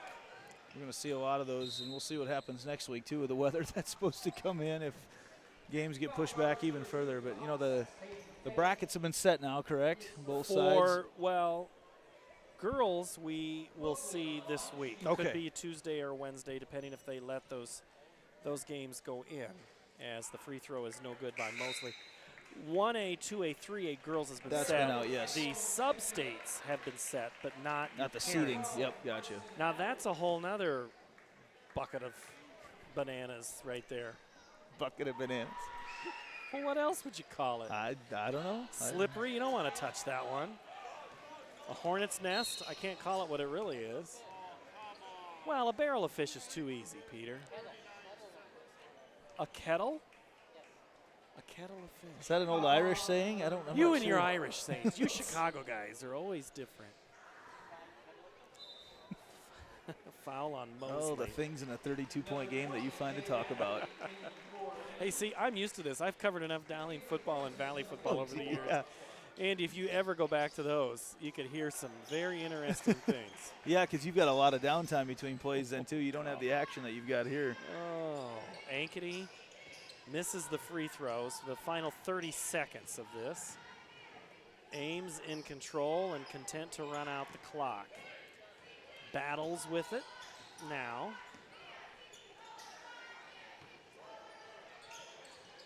Inside, trying to go, and 10 seconds now. Missing is Ames. 4 seconds, 3 seconds, and this one will come to a close. 79-47. This one was all Ames tonight, unofficially. Taryn Lipsy, 26 points, 10 for Casey Mumm, 12 for Japana Kellogg, and 18 for Corey Phillips, the freshman. So 2 freshmen, Andy, combined for 44 of the team's 79 points. Yeah, the future is really bright. You know, one of the things that does make Lipsy so good right now is having a player like Kellogg there with him that gives him such an inside threat and a defensive rim protector. But that Ankeny, the way that the Ames team gets up and down the court, very impressive. They run the break perfectly. They didn't miss shots. They made great passes, extra passes.